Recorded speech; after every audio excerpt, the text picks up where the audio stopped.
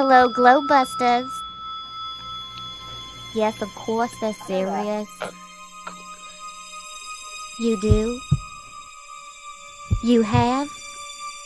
No kidding. Uh-huh. Oh, they'll cure your globitis this week.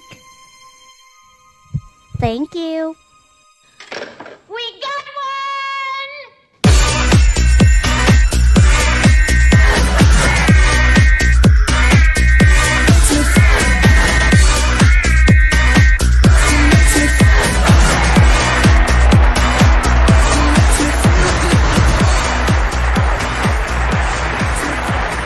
Ladies and gentlemen, It's the Globebusters.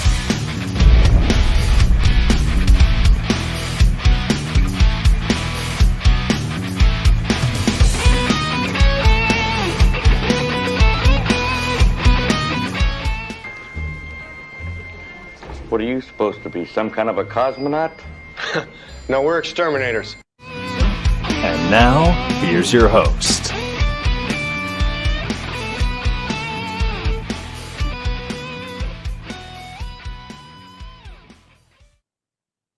And welcome everybody to Globebusters.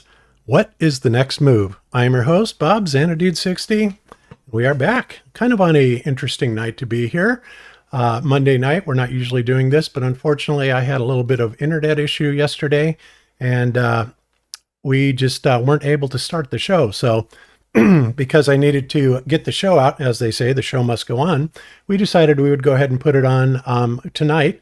Instead of the normal Sunday show. So, it's kind of interesting because our internet, when we first moved in here, like, I don't know, 8 or 9 months ago, was absolutely rock solid. And I've noticed over the last couple of months that they are going on and offline a lot lately. And I don't know if they're testing things or what, but we've all heard the rumors about, them supposedly having to be able to take down certain branches of the internet at any particular time. So it just makes me wonder. And I just thought the timing was a little odd. So whatever. But we are here today. And we have a little bit different crew with us today, of course, because Jeran is taking a month off. He's got so much stuff. He's not really taking a month off. He's just taking a month off from doing live broadcasts. So he won't be doing the Baby Truther show, nor will he be doing the Friday Lounge, or not the Friday Lounge, but the Friday Jeranism show that he normally does, because he got so backed up on his consultations that he's got to get all those out of the way. Plus, he was having some problems with his computer, so he ordered a new one, and that's going to be really nice because he got a killer one. Has a Core i9 processor in it and a really killer video card. So hopefully that will, stop him from having so many weird little interruptions in the middle of his show. And he might even start on time. Who knows? But I don't know. We've been doing this together for 6 years and he still hasn't been able to pull it off yet. So anyway, Dude, honestly, bro, I would never commit to Jeran's schedule, dude. I ain't crazy, man. I'm just saying, like, he needs to take a month off. I know, in the whole 6 years we've been doing this, he never took he took like one show off, I think when his mom died, and then when the baby was born. Other than that, he was right back at it. So, he deserves the time off. I suppose we should let him slide a little. So Yeah, he really does, man. He totally does. Yep. So, okay. So some of the things we're going to be talking about today. Well, first of all, Cami's going to be bringing us up to date on some of the magnetics and how she could be applying it to the, flat Earth model, one that we're trying to build. Obviously, we don't have one, specifically laid out yet, but we're trying to get one built because I honestly do not see any reason why we can't come up with a flat Earth model. I think we've got pretty much all of the anomalies answered, all the questions answered, and I don't think that there should be anything really stopping us from at least putting forth something that is plausible. Now, as far as the ballers, of course, they're going to say it's ridiculous and impossible because they're going to try and compare it to what they think they know about the ball Earth model, which of course isn't much, but that's okay. They can have their model that does not work, and we've disproven it a million times, and we can have ours that I think probably will. So we'll just be getting to that. So that'll be kind of cool. Other things we'll be covering today is, I titled the name of the show, What is the Next Move? And you probably noticed that I'm playing Top 20 UFOs Caught on Camera. That may have something to do with it, but, we all know what's been going on with the, that word that we can't say on YouTube without getting struck. We all know what's going on about that, and we will be talking about that after the first part of the show, when we will be switching from YouTube over to Rockfin, where we can talk about this, because I guarantee you, folks, if I said what I was going to say on this show on YouTube, this channel would be down in 10 minutes. So you guys can hopefully get on Rockfin. You can go to rockfin.com/globebusters and sign up for the premium membership. And that, of course, helps out everybody on the Globebusters team. And also, it lets us have a platform where we can speak very freely on, which is kind of cool. So, that's such a shame, dude. Like, you can't even say what's on your mind without having to worry about being like thrown off. I mean, it really is getting absurd with YouTube. So, it is. Makes a lot of sense. It's complete BS. It really is. So, so anyway, we got that coming up. I also want to go over, and I'm going to show you guys something really cool. You guys know about me following this website called Clues Forum, which originally started out, doing the 9/11, debunking. And they since went on to space debunking, NASA debunking. However, they didn't seem to really believe much in flat Earth, and they actually even came up with a one of the threads on their website was about the flat Earth DBA strategy, implying that NASA was actually behind the flat Earth movement, to try and redirect something away from them, which of course is an absurd notion, but you wouldn't believe how many people actually buy into that. But it's kind of interesting how it's all turned out. I'll be getting to that also. After that, we will be going to some, good news regarding the craziness of today's world, and, some of the other things that are bad and otherwise. And we'll be kind of talking about that on the Rockfin side, and, just kind of going from there. So, let me go ahead and introduce today's panel. First up, we have with us John the Morgile. How you doing today, John? I'm doing finer than frog's hair, Bob. How about yourself, man? Doing good. It's a beautiful day in South Carolina today. I love the springtime here. Yeah, man. I still can't get over that you're in Spartanburg, dude, because, I was there for a long time. And, I finally got to meet you in person in 2018 in Denver. And then, there you are, man. It's like Twilight Zone. What? I know. And then we swapped places. That is insane. Yeah, really. Yeah. Who'd have thunk? Oh, that's cool. And you mentioned earlier, so your guys' internet's been crappy. When I had Time Warner Cable, we had that problem all the time. It seemed like almost every night, maybe every other night, at 11:30 or right at midnight, man, the internet would just go down. Sometimes it would come right back on about 20 minutes, and then sometimes it'd be down like all day. But so now in Kansas, I have a different cable company. I don't even know if I want to say the name of the company on YouTube, but okay. So my cable company is Cox, and honestly, I haven't had any problems with it. Had no problems with it. It's been great. So what do you know? Yeah, well, they're one of the big ones, so they actually, what can you say? You can say all kinds of things about that name. I know. I know. I got to get my mind out of the gutter. I'm sorry. Yeah, there you go. Okay. All right. Also, we have with us the doctor is in, Dr. Rodrigo Ferrari Nunez. How are you doing today, Rodrigo? Hey, Bob. I'm doing well. Getting busy. Also taking a break of live streams, kind of slowing down, but I'm actually not slowing down that regard. Producing something. I just finished something. Wanted to make another song with like a satire song, a parody song. So I put some time into it and spent some time with the family as well, and thinking about restructuring things, moving ahead, slowing down a little bit, which is very good from time to time. So thank you for having me. And yeah, tonight I was gonna have the Latin course. I don't know if there's probably people here who are follow my channel and might be my patrons. So we are gonna do that tomorrow. I'm probably gonna make a announcement after this show because I didn't have it. I was waiting for this show, and we changed the time a little bit, but it's not a big deal. So Okay, people yeah. are still catching up. I apologize for that. Awesome. We'll blame Eero for that. It's no problem. Is Ito gonna come up tonight? He is. with the presentation? He's currently with a client right now, but he will be finishing up with him here very shortly, and then he's going to be doing a presentation also. So Yeah, it's so much easier to blame him when he's not here to defend himself. So we can do that like till he gets here, and then that's right. All right, and also we have with us Witsit Gets It, Mr. Austin Witsit. How you doing today, Austin? Doing good, man. Just getting some of the stuff out of my house. How's everyone else? Doing good. So you're actually back in Tennessee then now at your old place? Yep. And I'll be here for a couple more days, and I pretty much got everything already out of it before I even got here. But yeah, I just finished moving out, and then we're dipping back on the road. Oh wow, that's got to be weird. Yeah, it's a trip, man. When I came back and everything was like, I had sold all my furniture for like a lump sum. There really wasn't that much, but I just feel glad to be out here, But anyway, coming home and seeing the whole home like with nothing in it, it's when it really hits you. You're like, whoa, this is wild. I really did that, but yeah, it simplifies moving. Moving out.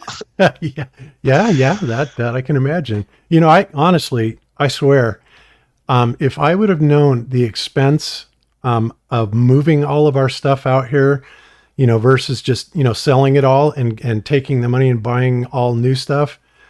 I think we probably would have done that because, God, it is such a hassle to pack up everything. And then, of course, you get all kinds of crap that's broken. We had some beautiful pieces of furniture that were just completely smashed in the move, and it just sucks. But anyway, live and learn. Honestly, sometimes there's something very therapeutic about just getting rid of some of that stuff and just leaving it. You know what I mean? Just leaving it behind, man. Whether you can sell it or not, just don't. You know what I mean? Like, I don't know. We sometimes, I know I do. Like, I tend to grow too attached to physical things, and like sometimes you just throw that crap in the gutter and get something new. You know what I mean? Later on. No, yeah, I agree with that, dude. It's like seriously, it's therapeutic. It's just like reset, detached from all material things. Yeah. I think that's good for us to occasionally pop that out. I mean, it's cool. It is still kind of weird though. Like, I guess the West Side's an engineer, and I'm just like, damn. Like these little things you have to buy over time, right? For certain use cases, like you end up getting them again. I've done this a few times, but nah, it's cool, man. It's like a new beginning, I suppose. Yeah. George Carlin put it best, man. I'm not going to say it because, you can just look it up. George Carlin put it the best. Like, if you reference, like, everybody, your stuff is stuff and everybody else's stuff is, well, it's shit. Yeah. Okay. All right. Sorry. Very cool. Okay. So Austin, quick question. I never did really hear whatever happened with the debate that was supposed to go on with Ranty. Did that happen, or what went on there? Oh yeah. They moved it to this little bitty channel, which is no surprise. But yeah, it happened. It happened on Saturday. I mean, it was dumb. I guess they thought that I was gonna like obey their parameters and come with the presentation and all that stuff, and I'm not. But no, it was whatever. Yeah, I debated them. I thought it was pretty lame. Of course, we got Conspiracy Cats and then this other female that are both like on his side while they're putting up StreamYard comments that are all just bashing me while they're basically trying to help out Ranty and ask me questions also. It's just what's expected, but Yeah. whatever, it's just stupid. That was a no-brainer. I wondered why it wasn't on Conspiracy Cats. Basically they wanted it on the little bitty channel just so they could have so much more control over it because, honestly, his argument, I started looking at that very closely, and it is so deceptive and unbelievable, what they're trying to pull off there. And once again, they're completely denying a part of perspective that deals with angular size. They just imagine it doesn't work. And Ranty, of all people, should know this. But, I personally think that he went over to the Globe side because, the money was better for one, because they were, pretty much showering him with all kinds of money. And the other thing is I think that he was getting bullied so bad from people like, Nathan Oakley and Sleeping Warrior and all that he just didn't want to play anymore. So he thought he would teach us a lesson and go over to the baller side. But man, what a pathetic reason to do it. After, he wrote me and is telling me about, oh yeah, this is absolutely convincing evidence. And I looked at it and I said, dude, you've had 6 years worth of absolute ball busting killers, and you post a deceptive, cropped picture, and then you ignore perspective, and then you claim that this is the ball proof. It's like, wow, dude, I don't believe for 1 second that you're for real on this. No, it's tripping me I'm out. just gonna come out and say it. Human cloning is always on the table as a possibility. Just saying. It's really weird. Like at first I was thinking like, dude, is he trolling? Because like I went there and I went there intentionally on some like burn the house to the ground type stuff. I was like, well, where's the physical horizon here, bro? And don't tell me what this is impossible on a flat Earth. It's only possible on a flat Earth. Well, here's what the globe Earth would say it looks like. So what's up with that? Where the left side shows the horizon too far. Where's the geometric horizon? Can you point it out? Where's the Earth curve in here? If this is proving Earth curve, can you draw it? Where's that? Like point out the geometric horizon. Where's that? And it's like, that's the whole argument. It doesn't really matter to me. I don't really care to play their games. I didn't create a whole presentation and study the nonsense that he did. He did trigonometry without accounting for the different depths of the angles. He didn't even account for a fraction with that. And then we have just, of course, a compression effect in the distance. You have to account for all the variables. And they chopped off the left side. That's when I was thinking, I was like, dude, is he trolling? And it's like the left side is like a black swan. Dude, you can see the windmill to the base. You can see the mountains to the base. So it's like the argument is for the glober, like that the landscape is blocking the bottom of the mountains. Dude, you can see the bottom of the mountains just to the left of the picture that they cropped out. Maybe he just got tired of being a social pariah and said, you know what? I'm just gonna go, like, give me the blue pill, Morpheus, and I'm going back to sleep. I'm gonna eat the steak, and where's that red chick at? The chicken red. Right. Whatever. Yeah. That's interesting. Maybe so. Yeah. I don't know, but like, it would be miraculous troll. I'm just saying. I don't think it is, right? But I'm just saying, like, if he has to take all these bullets and do the walk of shame and like send the messages to people, because if anyone in this community knew, it'd give it away. I'm just hypothetically, it would be hilarious because in that very picture to the left that they cut out is a black swan. It's where you can see too far. If you know the analogy of the swans, right? To absorb the white swan name is really just hilarious. So you're the person, the analogy saying, look, there's a white swan, Like the analogy is that, well, not all swans are white because we found the black one. It's interesting. It's on many levels. I remember, didn't he have remember that guy that was going to take over his channel and he was first kind of doing something else? Brandon. Right, and then he did take over his channel, yeah. Right. But then Renty did something else before he did this ball rolling? Well, he started doing a podcast with Conspiracy Cats, so so he left his channel. Yeah, it's Hey, so you guys know Conspiracy Cats in person? Sorry. I don't. I've never met him, but I've seen his stuff. I thought Conspiracy Cats was a chick. My bad, dude. Like, I'm thinking of a totally different channel than my bad. Like, no, he's supposedly a high school science teacher. So. Oh wow. Okay, I'm thinking of some completely different channel then. Yeah. He's trying to get away with his little smooth gamma comments, but I just was not having it. And I even called out the other female. It was so sketchy all around. Like, it was supposed to be on this. It's like, okay, agree to Grissery's channel. It's pretty big. There's so whatever, you don't want to put on the main Conspiracy Cat channel because you don't want this on your main channel, do you, Conspiracy Cats? But we'll put it on this other one. Then it's on like it's actually on a channel that's got like 6,000 subs, and then the main host, they're announcing at the beginning of the show, right before the debate, it's the major announcement that he's stepping down off that channel, off that debate, and then there's a new host stepping in, and this is the introduction of her. And then you have Conspiracy Cats and this female, and then Ranty and I, and you just have them trying to ask me questions. The female moderator, like, okay, well, do you have this and that? I'm like, what are you debate? Like, what's going on? Like, it was just ridiculous. It was really weird from beginning to end. And so for me, I'm kind of hoping that it is, if it's not a troll, at the least we get to have some of these like globe Earth channels that are propped up, like fall for the bait anyway, because it's a very stupid argument, and there's a black swan to the left of it. It's like a gold mine. So I'm dying to know if he presented any trigonometry in it. How did he do that when they deny anybody being able to see the geometric horizon? How are they pulling that off? Or did he even try to? Or did he even say anything about that? Well, yeah, they present like paper trig, not accounting for the depths of the angles, just like basic Right. trig. They don't account for the angle of view either, right? So like say you take a camera and you're looking up a little bit, or you take a camera and you're looking level, and you take one you're looking down, like what you see is going to all look different based on that little change of angle, right? And so they just draw these lines out on paper straight, not accounting for the depths of the angle, because you hit the mountain here, then the mountain there, then the mountain there. You'd have different depths to the angles. And then they don't account for refraction at all, as if it just doesn't exist at all, right? So- and so it- they say it's impossible. It's just wild. Did they? So they only look at one image? That's it. That's the argument. Yeah, right. It's just one image. It's a professional photograph, dude. And they chopped out the left side of it, dude, where the horizon is way further back and you can see the base of the mountains. It's That's crazy. so convincing. No, they found the one image that proves it, eh? That's so. Yeah, it is. And here's the thing, man. I respect Ranty enough, man, to where honestly we're not gonna keep anybody on flat Earth, like not by force, but not by a long shot. And I think that if he's really convinced, then that's his prerogative, and still love him to death and everything. But hopefully, he'll come back to his senses one day, and still love you, Ranty. Just saying, bro. It's weird. Did you know him very well? Did you hang out with him in terms of like making live sessions and shit? I know I talked to him a couple times over the years, but I mean, it's just it's more of a camaraderie that comes with just being, pariahs and all that. Right.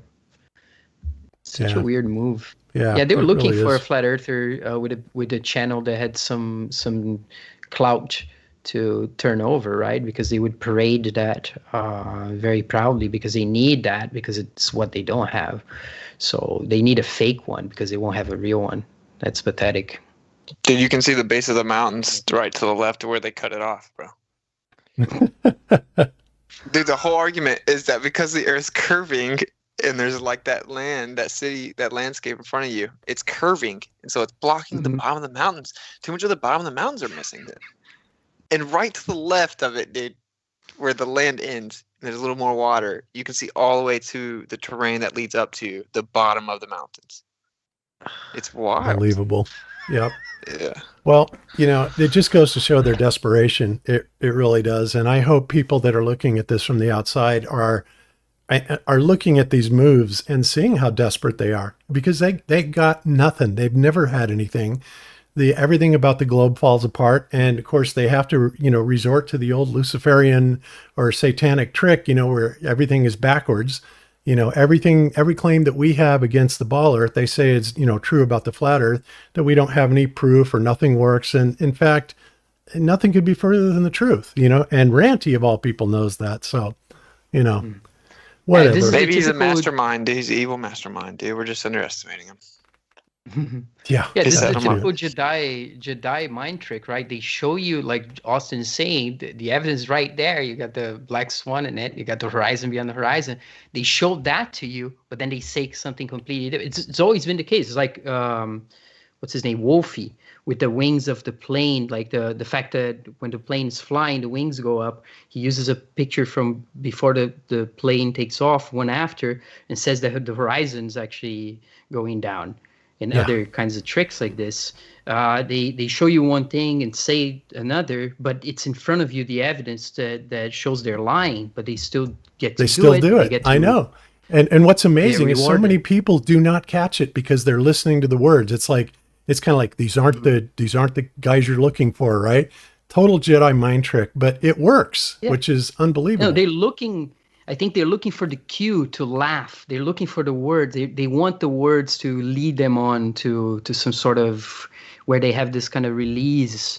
Yeah, I think it makes them, so at least the trolls or the people who follow that, the people who are not in the deception, makes them feel like they're better than others. Kind of. People will actually watch it and think, like, do they ask the chat? So we're gonna vote in the chat who won. If you just see nothing but ranties, what's it here and there, but you have like a whole bunch of Globers just spamming ranty from the jump, and it's like baffling to see. Like, what are you talking about? He's showing how it's impossible on flat Earth. I'm like, okay, bringing out your calculations, straw manning a flat Earth model. I say all this, bro, and then I still look at it, and then I'm like, you didn't even account for refraction at all. Did you even try to account for that? And then he pulls up the globe Earth refraction math. I'm like, what? You just said you were explaining how this is impossible on a flat Earth. This is what it'd be like on a flat Earth. I asked about refraction. You brought up the 7/6R number from the globe Earth. And I'm dumb. I'm like, and where did R come from again? That's what I'm saying. It's what's in contention. It's wild. Part of me still thinking Randy's got Ashton Kutcher back there somewhere going to come out the woodwork. I swear. Yeah, he's in a position where he can break it somehow, right? He can turn around from within or something like this. Yeah, like trying to get on the biggest channels he could, and then say, "Wow, look, we got the people they prop up stamping this image, and there's clearly a black swan right here to the left." But I mean, who knows? I mean, I guess you would have to applaud his devotion to take the walk of shame and just get hit with bullets and keep it going. You know, like I don't know, man. Wow. He goes with a straight face, so he looks. I mean, for me, he's been looking really awkward, and every time I look at him, it looks like a bad kind of position to be in. I would not want to be him. Yeah, of course he didn't show his face, dude. By the way, he did. Of course he's on really? no video. Yeah. I'm on video. Conspiracy Cast on video. Then he's not on video. Yeah.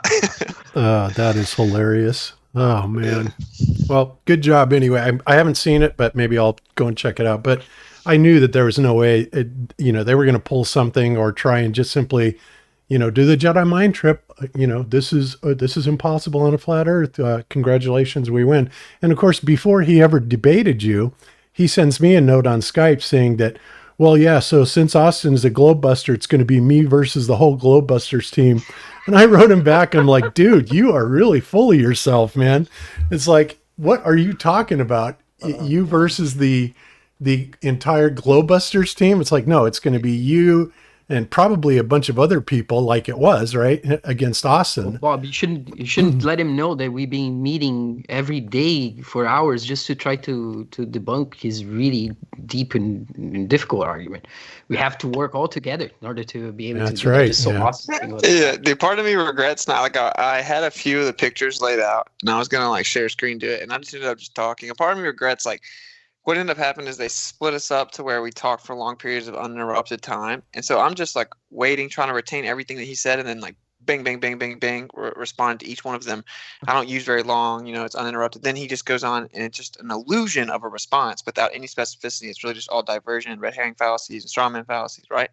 And so it's like set up, inherently or intrinsically for the advantage of that globe earther. But then they have the two people helping him too. Like, okay, before he has to get his uninterrupted response where he doesn't actually respond, let's kill some time so Randy can really try and think he's got this. And he wouldn't absorb the geometric horizon. So it's one of those typical cases of like someone not in the know kind of wanting the earth to be a ball. They watch and be like, they can convince themselves with mental gymnastics. This flat earther is so ill prepared. He didn't have anything because they saw images on the screen from the other guy with some drawn out lines talking about the earth's a ball. It's just one of those things where like the intellect, you have to be intellectually honest, and you have to keep up and know what I'm saying when I say those fallacies and how true they are. And then you'll know who won. So for them, that's a victory on the globe earth. If they can create enough gray area where like a lot of people won't know, they're like, oh, we won. And that's what it basically came down to. My best advice is like if you're gonna try to go point by point, dude, write the stuff down because like you'll know exactly what you're gonna want to say when he's saying it, like point by point. But then at the end, when you go to retort, you're just like, but dude, like, you know what I mean? Like, so write it down. That's all I'm saying. Yep. All right. Well, anyway, good job, Austin, and yeah, I'm sure that had to be a lot of fun. So, all right. Yeah, it was a blast. Let's move on and let's introduce the last person on the panel finally, and that would be my wife, Cami. And how you doing today, Cami? Oops, are you still there? Hello? There Can you you hear are. me? Yep, we hear you. There I am. You did. I waited and waited and waited to make more coffee, and then as soon as I had it brewing, you introduced me. That's so funny. I am doing good. It's good to be here. I'm mid coffee making, but I stepped away from it for a bit. But yeah, it's been a good week. It's been busy. I am behind everybody that I owe messages to. Been kind of fighting headaches and that, and trying to shake them and reset. So I've been off of the electronics. I personally think it was me that blew them all up and made everything stop yesterday. But everything I touched blew up, so I quit touching anything electrical. Oh, there you go. Okay. There you go. You're going to be kind of sharing some magnetic models with us. Do you need a few minutes to get your coffee and all that? before you start that? That would be lovely. Even if I had like 60 seconds, I think it's brewed. I'm just going to bring it here, put some creamer in. So if you want to talk for just a minute, I'll start then. Okay, that sounds good. I got a couple announcements I need to do anyway, so let's just go ahead and do that. All right, beautiful. All right, so apparently there is an upcoming meetup in Atlanta, and it's actually not in Atlanta. It's at, where is it? In Tucker, Georgia. So Nathan, Commercial Sound and Video, sent me an email that says, hi, Bob. I know this is a very last minute, but here's the info on our upcoming meetup in Atlanta this Thursday.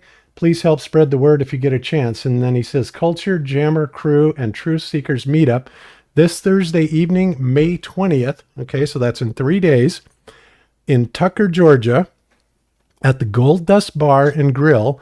Enjoy food, drinks, karaoke, pool tables, and dartboards. Dr. Clown and Karen from Media Bear will be discussing their new safety plan. And CSV will be playing some tunes. They will be open until 2 a.m. at 4880 Lawrenceville Highway. And he's got a little cool graphic with that. But I'll go ahead and put that in the show notes. So if anybody wants to go to that, they can go ahead and do that. So very cool. Hey, honestly, man, if my tax return comes in before then, I might just make it because believe it or not, I finally got a car. And I love it to death. But like, I would not be able to make it there because I really love Georgia now. I'm a Georgia peach at heart, like at least part of me is. And no, if I could make it there, I would totally do it as long as my tax return comes in time. So I may actually be there. And if you could send me the contact info, Bob, that would be stellar. Oh, absolutely. Boy, yeah, a lot of people would probably bring a lot of people there to that meetup then just to meet you, I would imagine. Yeah, dude, like for real, that would be awesome. Because it's been a while, man. I'm like fiending for some flat Earth love, dude, for real. Awesome, yeah. There's nothing like being with your peeps. I'll tell you, it was really great having those meetups here in South Carolina. So very, very cool. All right, so that should be enough for Cami. So hopefully she is back. I think I'm back. Okay. So do you want to share your screen then and kind of give us an idea what you're going to be talking about here? So when you share your screen, I will present it to the world. Okay, let's do...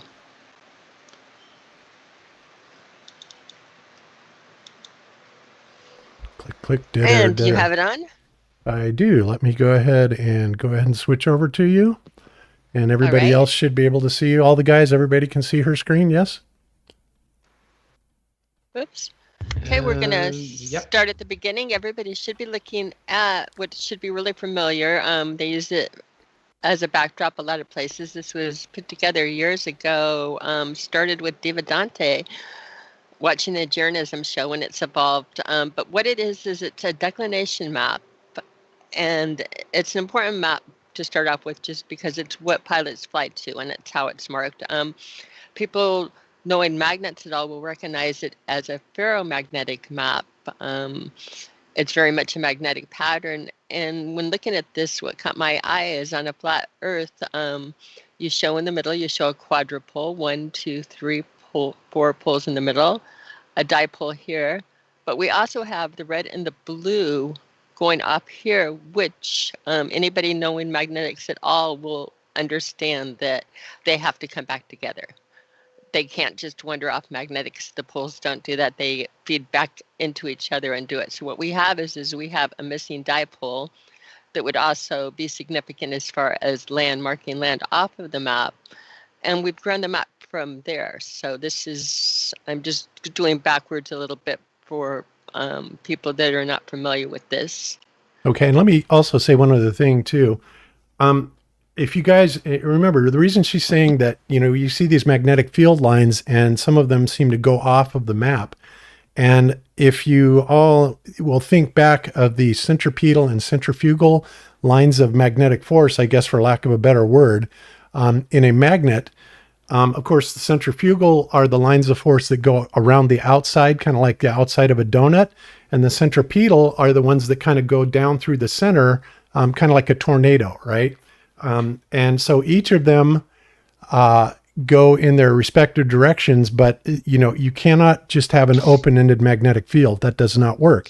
So this diagram in and of itself is very, very telling that it's like, okay, wait a minute, where are the rest of these magnetic fields going?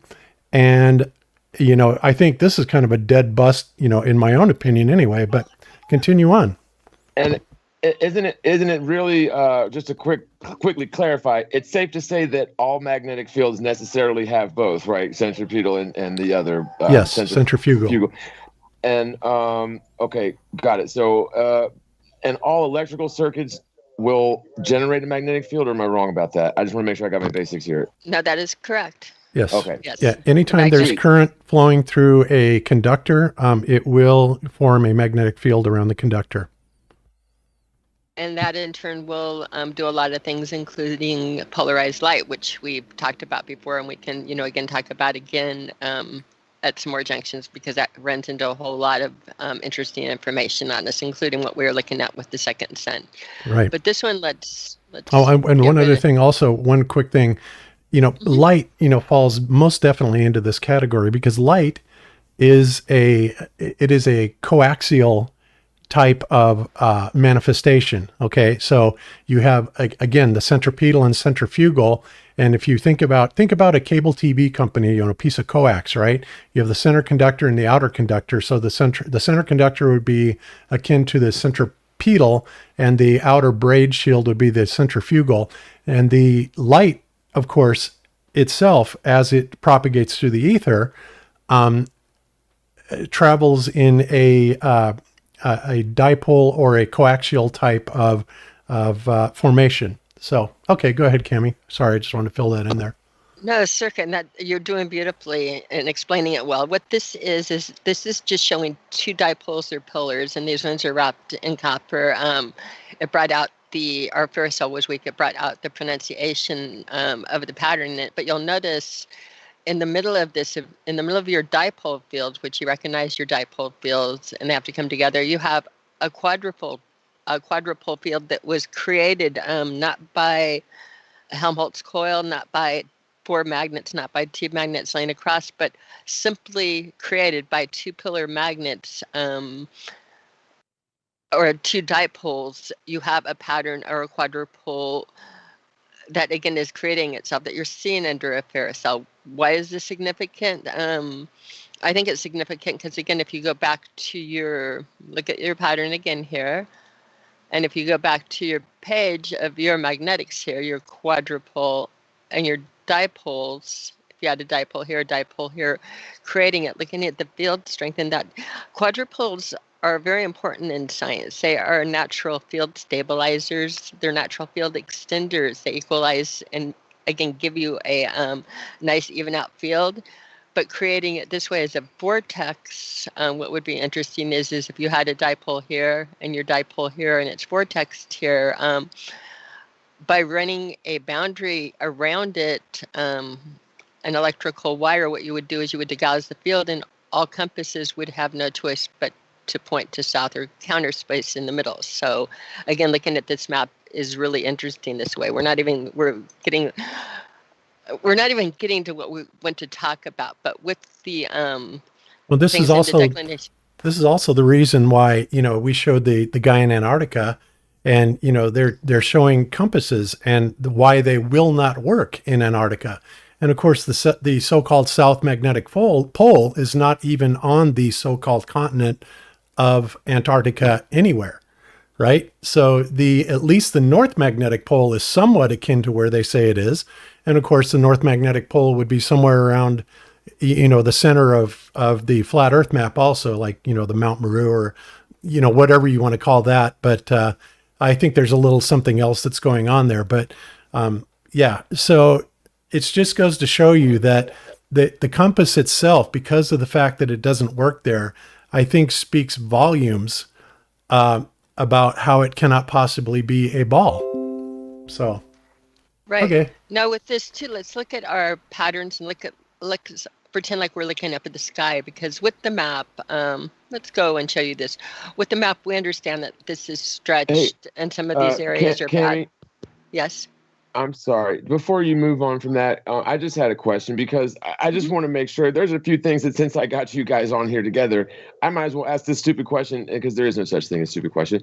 But so like a planar Earth that has this sort of quadrupole layout, right? That makes a lot more sense of what we observe than a ball magnet with the North Pole on the top of the ball and the South Pole on the bottom of the ball, which like you really can't make that sort of magnet in any sort of a lab or like replicate that. Or am I wrong? Right. What they say our magnetic model is a hot center that exceeds the Curie point that would demagnetize anything. Again, magnets, by the way, people that are not familiar with working with magnets and electricity, they're fabulous. They become stronger the colder they are, and weaker the warmer they are. That works the same with natural fluorescent lighting in nature. If you have minerals or like plants that are and looking under ultraviolet, the colder they are, the stronger the light is. The warmer they are, the weaker it is. Temperature is a huge coefficient with that. But yeah, the model of there having a burning ball of iron rotating just perfectly, so it creates what they say is a dipole magnet, but they show a quadrupole at the top of it. I mean, it starts all getting very, very confusing and dicey on how exactly it's working with the axis and how they rotate it out. On this, it is a clean pattern. I mean, you have a dipole, quadrupole, your dipole off of it. The land,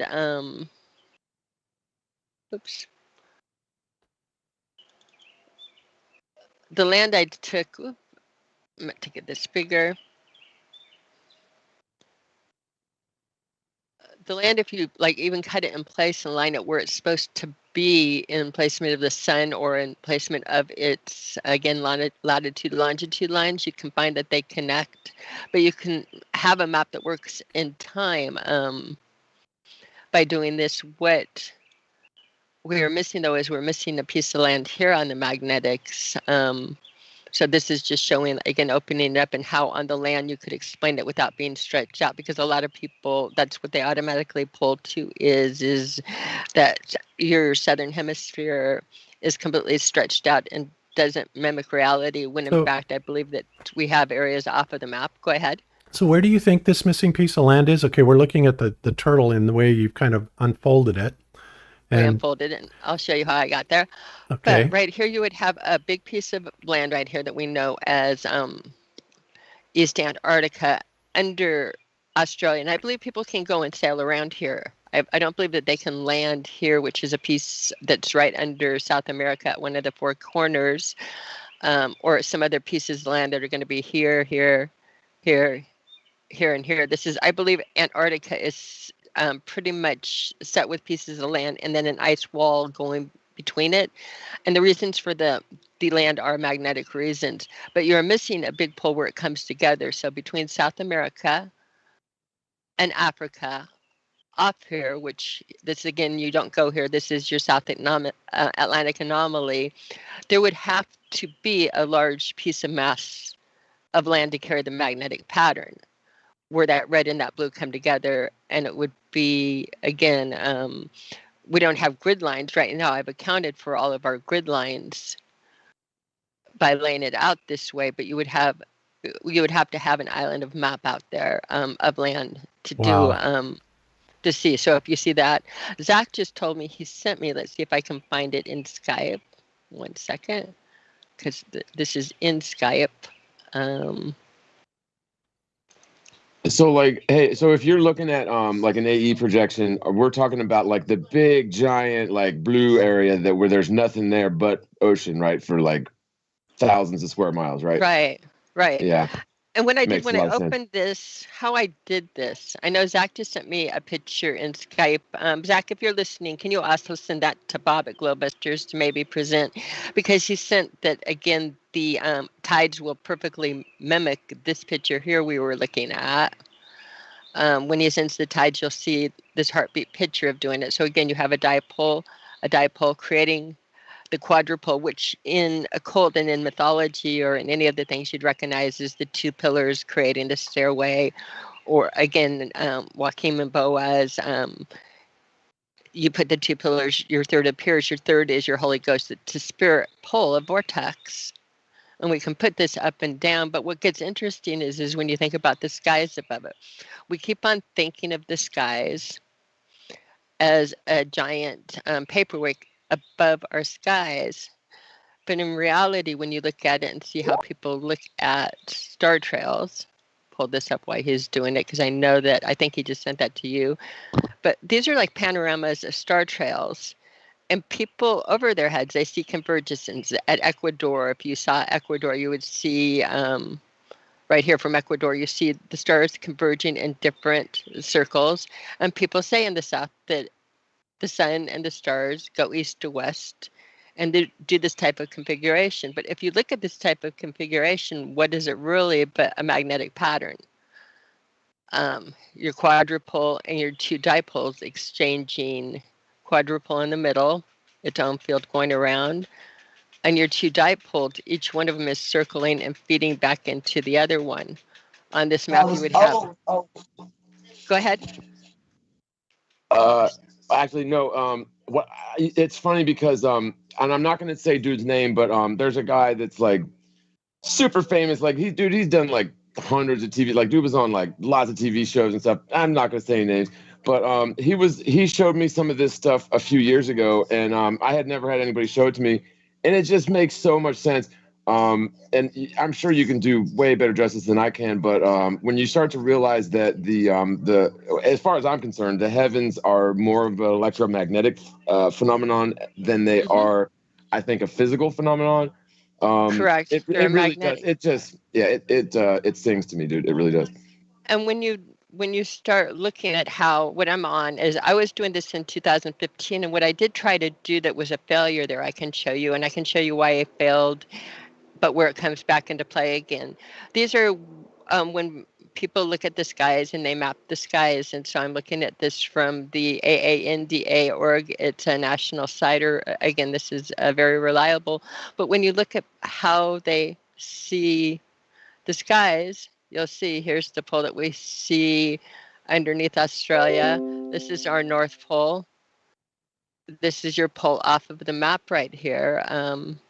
And then they're showing you how they're wrapping it around the ball, supposedly. But we see and we photograph the sky in one continuous piece. It doesn't do this. And we actually watch and observe the star trails in different places, converge and go into the different directions. What I do believe is happening is I think that we have a magnetic circling going on here, one here, one here. And it's exactly mapped as they say. What I tried to do and the evidence would definitely point towards that for sure. Absolutely. And in fact, when you think about it, really think about it, if you were sitting on a ball and you were spinning around, there is no way that you would be able to get those star trails. They just would not work on a ball Earth. It's just not the same. It's not the way that they happen in perfect perfection for us. Yeah, it is absolutely a completely different phenomenon. And you know what we need to do, Cami, is we need to kind of model that as to what it would look on a globe, and then what it actually does look like and why it looks that way, and absolutely blow that out of the water for the ballers, because that is another globe killer. About the star trails, it's amazing. It's how you can take them. You can take the time lapse in an angle, and they still won't go over each other, right?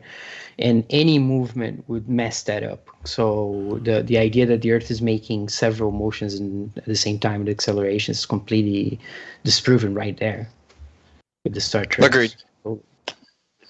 That is absolutely agreement. Any type of movement, and again, if you're flying or doing this, they are fixed points. One of the things I want to go back to, I'll come back to this, but I want to also do something that caught my eye on the declination map, though. This is a good one. Let's go back to this one, to our declination map, because what does this tell you? This tells you when you're on the map, what direction do you have to face north or south? And if you look at the way the lines run, everybody in Australia is, again, wherever you are, you look down towards this point. If you're in Africa, you are looking over here. If you are in South America, you're looking over here. Everybody is pointed to look at if you're on the land, you'll see that you're pointed. If you have a view of the pole rotation, you're pointing to one spot. So while I was looking at the visuals of the one dome and it doing it, I still feel that people are looking into, in order to get the star trails in the way that they do that with a magnetic pattern, I believe that people are looking at specific spots. And again, I think this is a magnetic feed here that you're getting the stars, again, when we put that feed back on there. And let me tell you the reason for that, guys. What we're seeing here, when we look at these magnetic lines, whoops, can you put that back really quick? Oh, sure. Okay. When you look at those magnetic lines, okay, and depending on where you are, if you actually go and you pull up a magnetic declination map, you will find that in certain areas around the South, specifically, when you get on the so-called continent of Antarctica itself, the magnetic declination is as high as 174 degrees. What does that mean? Yeah. That means that when your compass is pointing south, that means you have to turn around and face the other direction and face north, and then you'll be looking in the right direction. I mean, it's just unbelievable how they pull this off. And it's because this, what they've tried to do is they've tried to contort and distort this magnetic field that works perfectly well on a flat plane, in the configuration that Cami has basically outlined it. And they've tried to stretch it around a globe, and then they try and make it work, based on that particular model. And it simply does not. And that's why you get these ridiculous declination fields. Go ahead, Rodrigo. Don't they even toss the toroidal donut shape on top of the ball to try to make it fit? They do. But the problem with that is the toroidal points are not antipodal from each other, not even close. Mm-hmm. So that's a huge problem. Mismatch. Yeah, it's a total mismatch, and therefore it could never work on a ball. It's unbelievable. And of course, this is also another reason why they have to screw with all the time zones, and they have something like, 30 or 40 different time zones. It's ridiculous. And they're all jagged and all over the place. And that has to do, again, with light distribution, that has to do with Faraday effect, and a whole, slew of other factors that are easily explained in the flat Earth model, but are simply impossible in the globe Earth model. If we were really on a globe, guys, the time zones would be in perfectly straight lines. There would be no deviation from it, because remember, supposedly we're on a ball and we're rotating around. And so that horizon, or that bifurcation point between light and dark, is going to be a perfectly straight line from North Pole to South Pole, period. Right? But that isn't the way it works. So that right there is a big hint that obviously we're not on a globe Earth. And I'm sorry, Cami, I took you over here. So go ahead and continue. Oh, by the way, I have this thing that Zach gave me pulled up on the other screen. I'll share it here just for a second. And it's the thing that's... You can share that one, and then I'll do this one. So go ahead and share the one with the magnetics, as far as on the ferrocell and the thing. Let me get rid of this one, and I'll bring it back. But let's do, remember... Time is about positioning, right? Is it one of the things that Cami said? Where you are in there, and we're going to go back to that in a minute, but we're going to going to do really quick because of Zach here. We're going to go back to, and this is us physically doing this under the ferrocell. This is Zach taking the picture, a homemade ferrocell. You can tell ragged box, but this is us doing it and watching it. And we did it a lot of other times. It was hard to get the camera to take the pictures of what we were seeing. But now go ahead. Now you're seeing the... Cami, and real quick, because I will totally forget, but maybe keep in the back of your mind, and maybe you've looked into this, I don't know, but something that I was sort of led or stumbled into a long time ago, or actually I was forced to look at by somebody, was the international dateline. And maybe there's nothing to it, but somebody that I really respect was trying to instill in me that there is something kind of freakish about the international dateline. And honestly, I can't explain it to you, but maybe that'll be helpful somewhere in the future.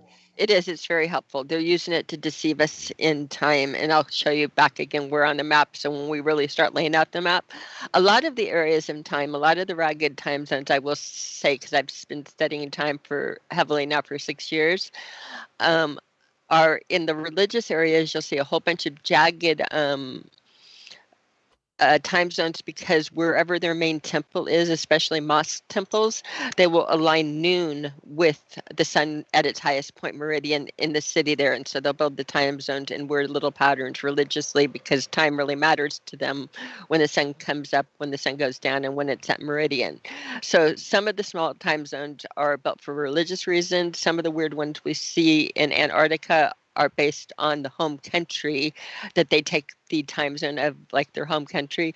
And some of the ones are out and out deceptions on how to hide in the mapping and how to hide the time. Around the international date line, especially in the Alaska Aleutian Islands, is really a deceptive area as far as where a place. He's right. There's some wrong things there. But Bob, go ahead. How does it work in Antarctica? How does it work in Antarctica? I never even thought about that. How does the time zones, how do they do that? Most of them do it according to what the military base is. So if the military base is a Netherlands base, they would be on a Netherlands time zone. So whatever laboratory they work with in their mainland. So That's so weird. So people will look at it and say it's all over the place. It's not really that if you had scientists in America versus scientists in Russia or whatever, that they would want to be on the same time zone as the country is open. You know what I mean? So they could talk to other people and, communicate. But some of them were done for that reason. But a lot of them were done deceptively. South America is out of time. The tip of South America is crooked, out of time. Let me show you guys one other thing too. As far as the international dateline, of course, we know that it is currently at Greenwich.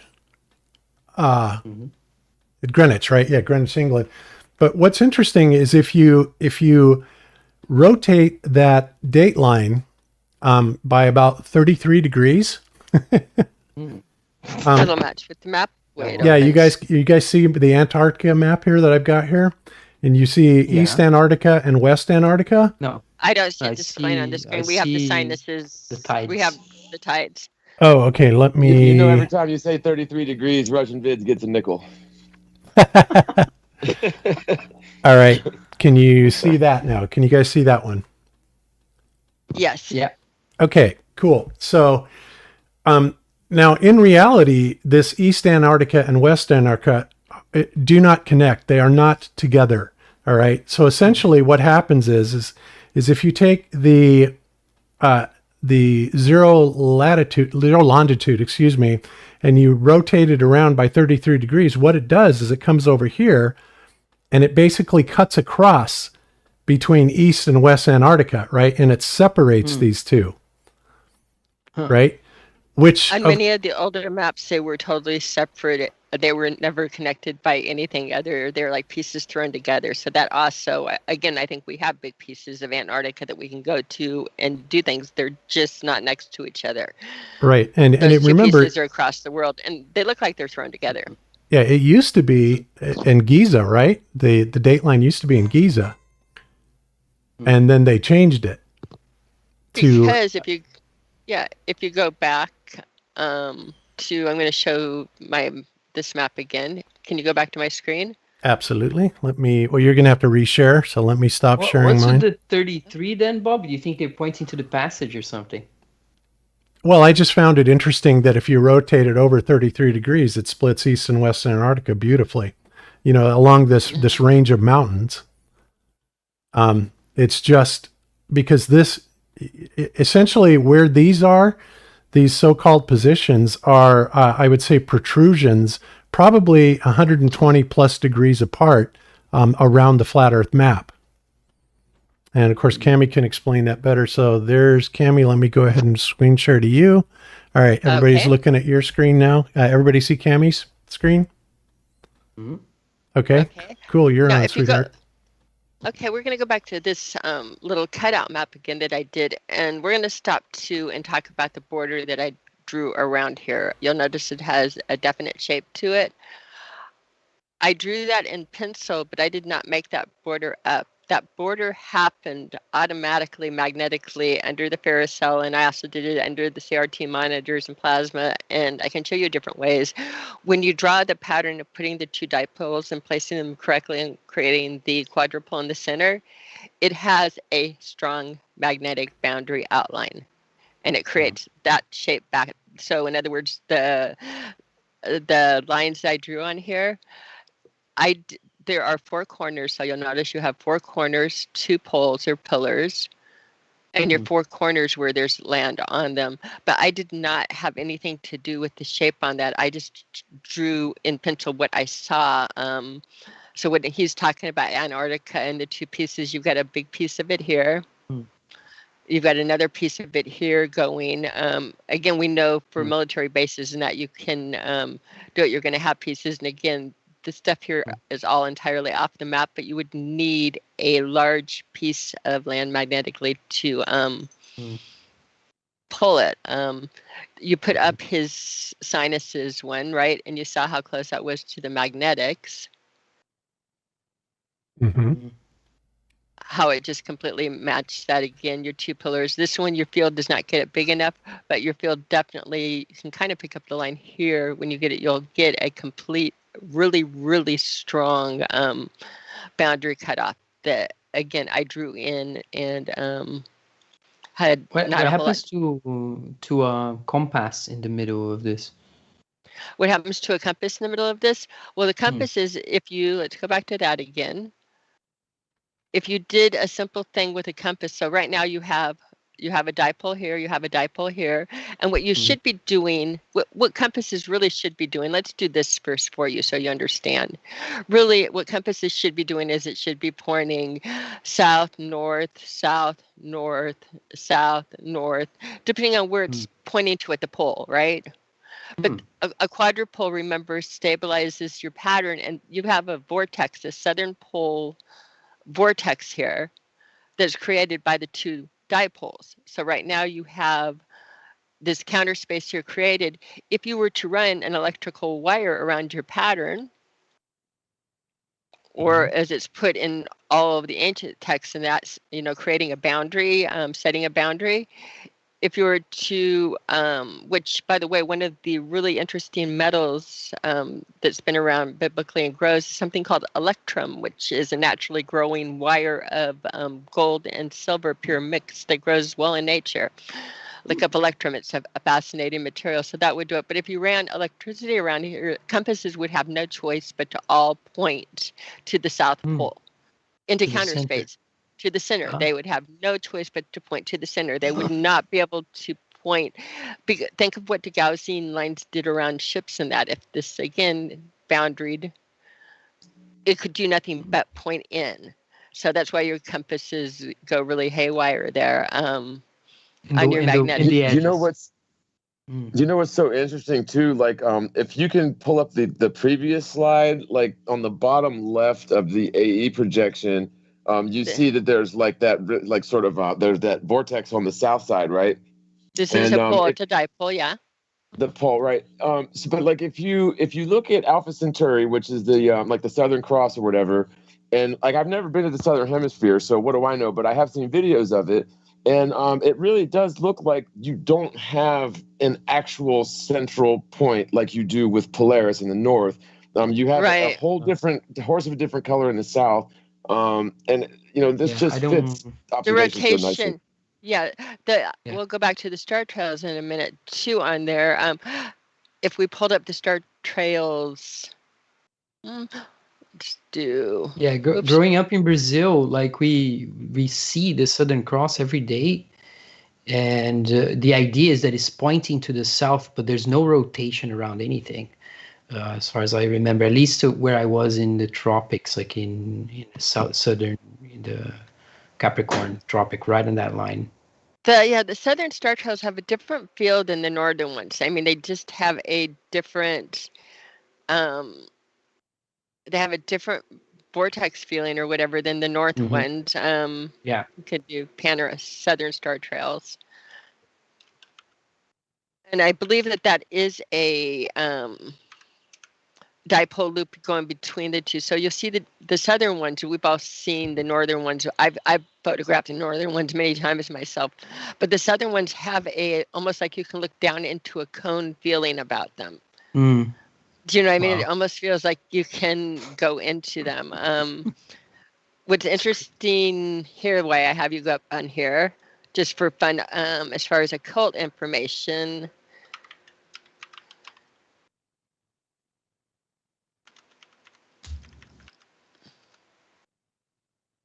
Let's go into a magnetic dipole. And what I'm talking about looping it or that, you'll notice that a magnetic dipole loop, if you look at it, it looks like an owl with one eye closed. Just a little observation, but again, with these patterns, I think a lot of the symbology or occult knowledge is just, again, the magnetic power, the magnetic fields, not that you can see now that we have filters, not to see it through on there. But so again, just a fun thing. Going, your rotations are different. If you're going to like look at them,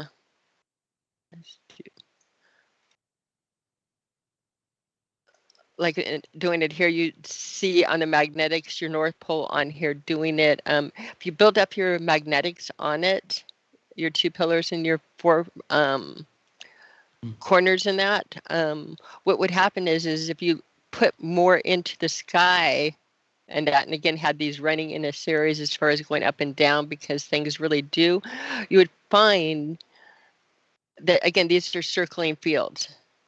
So you're going to have a circling field here, a circling field here, and one in the middle. As far as the sun and the moon, when you get magnets cold enough, they do something called magnetic mirroring and magnetic circling, which it's not hard to think that, again, if you had projecting down your black sun and moon or whatever, projecting down into the dome, you're going to hit your main projection here, and they're also going to get the cross projections here.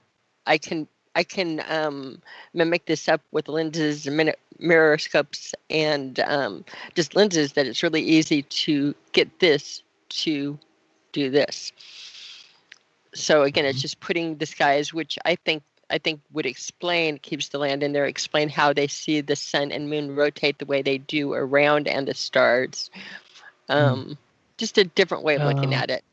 I was going to ask, like, how do you, and I don't know if that's too far off, but those kind of showers, meteor showers that happen regularly, which is very weird. How does that fit? Like, what's the deal with those things? Okay.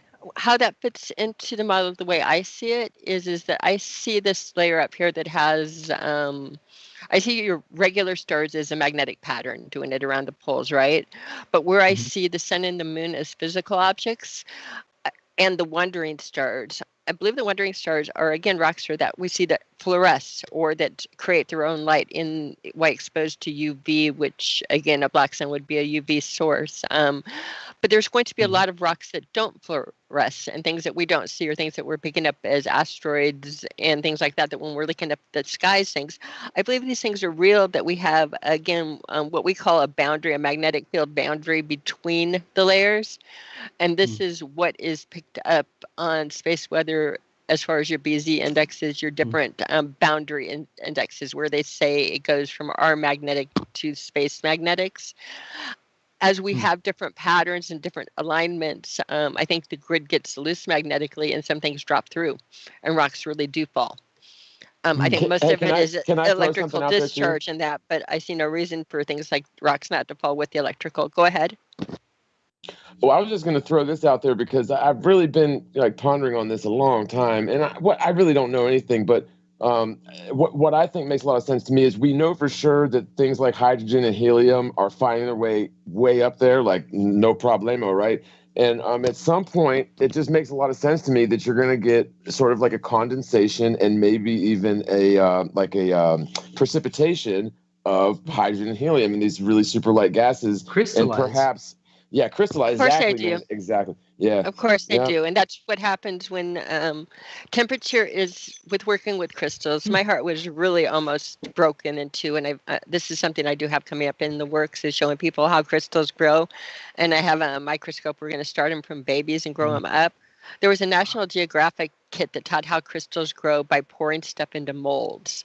That's not how crystals grow. Crystals, the elements, when they come together at the right temperature, they grow into perfect platonic solids and into perfection. And so an easy way for you to think about it is when the temperature is perfect and it changes over to snow and makes the perfect snowflakes. If it changes over too rapidly, you have hail and sleet.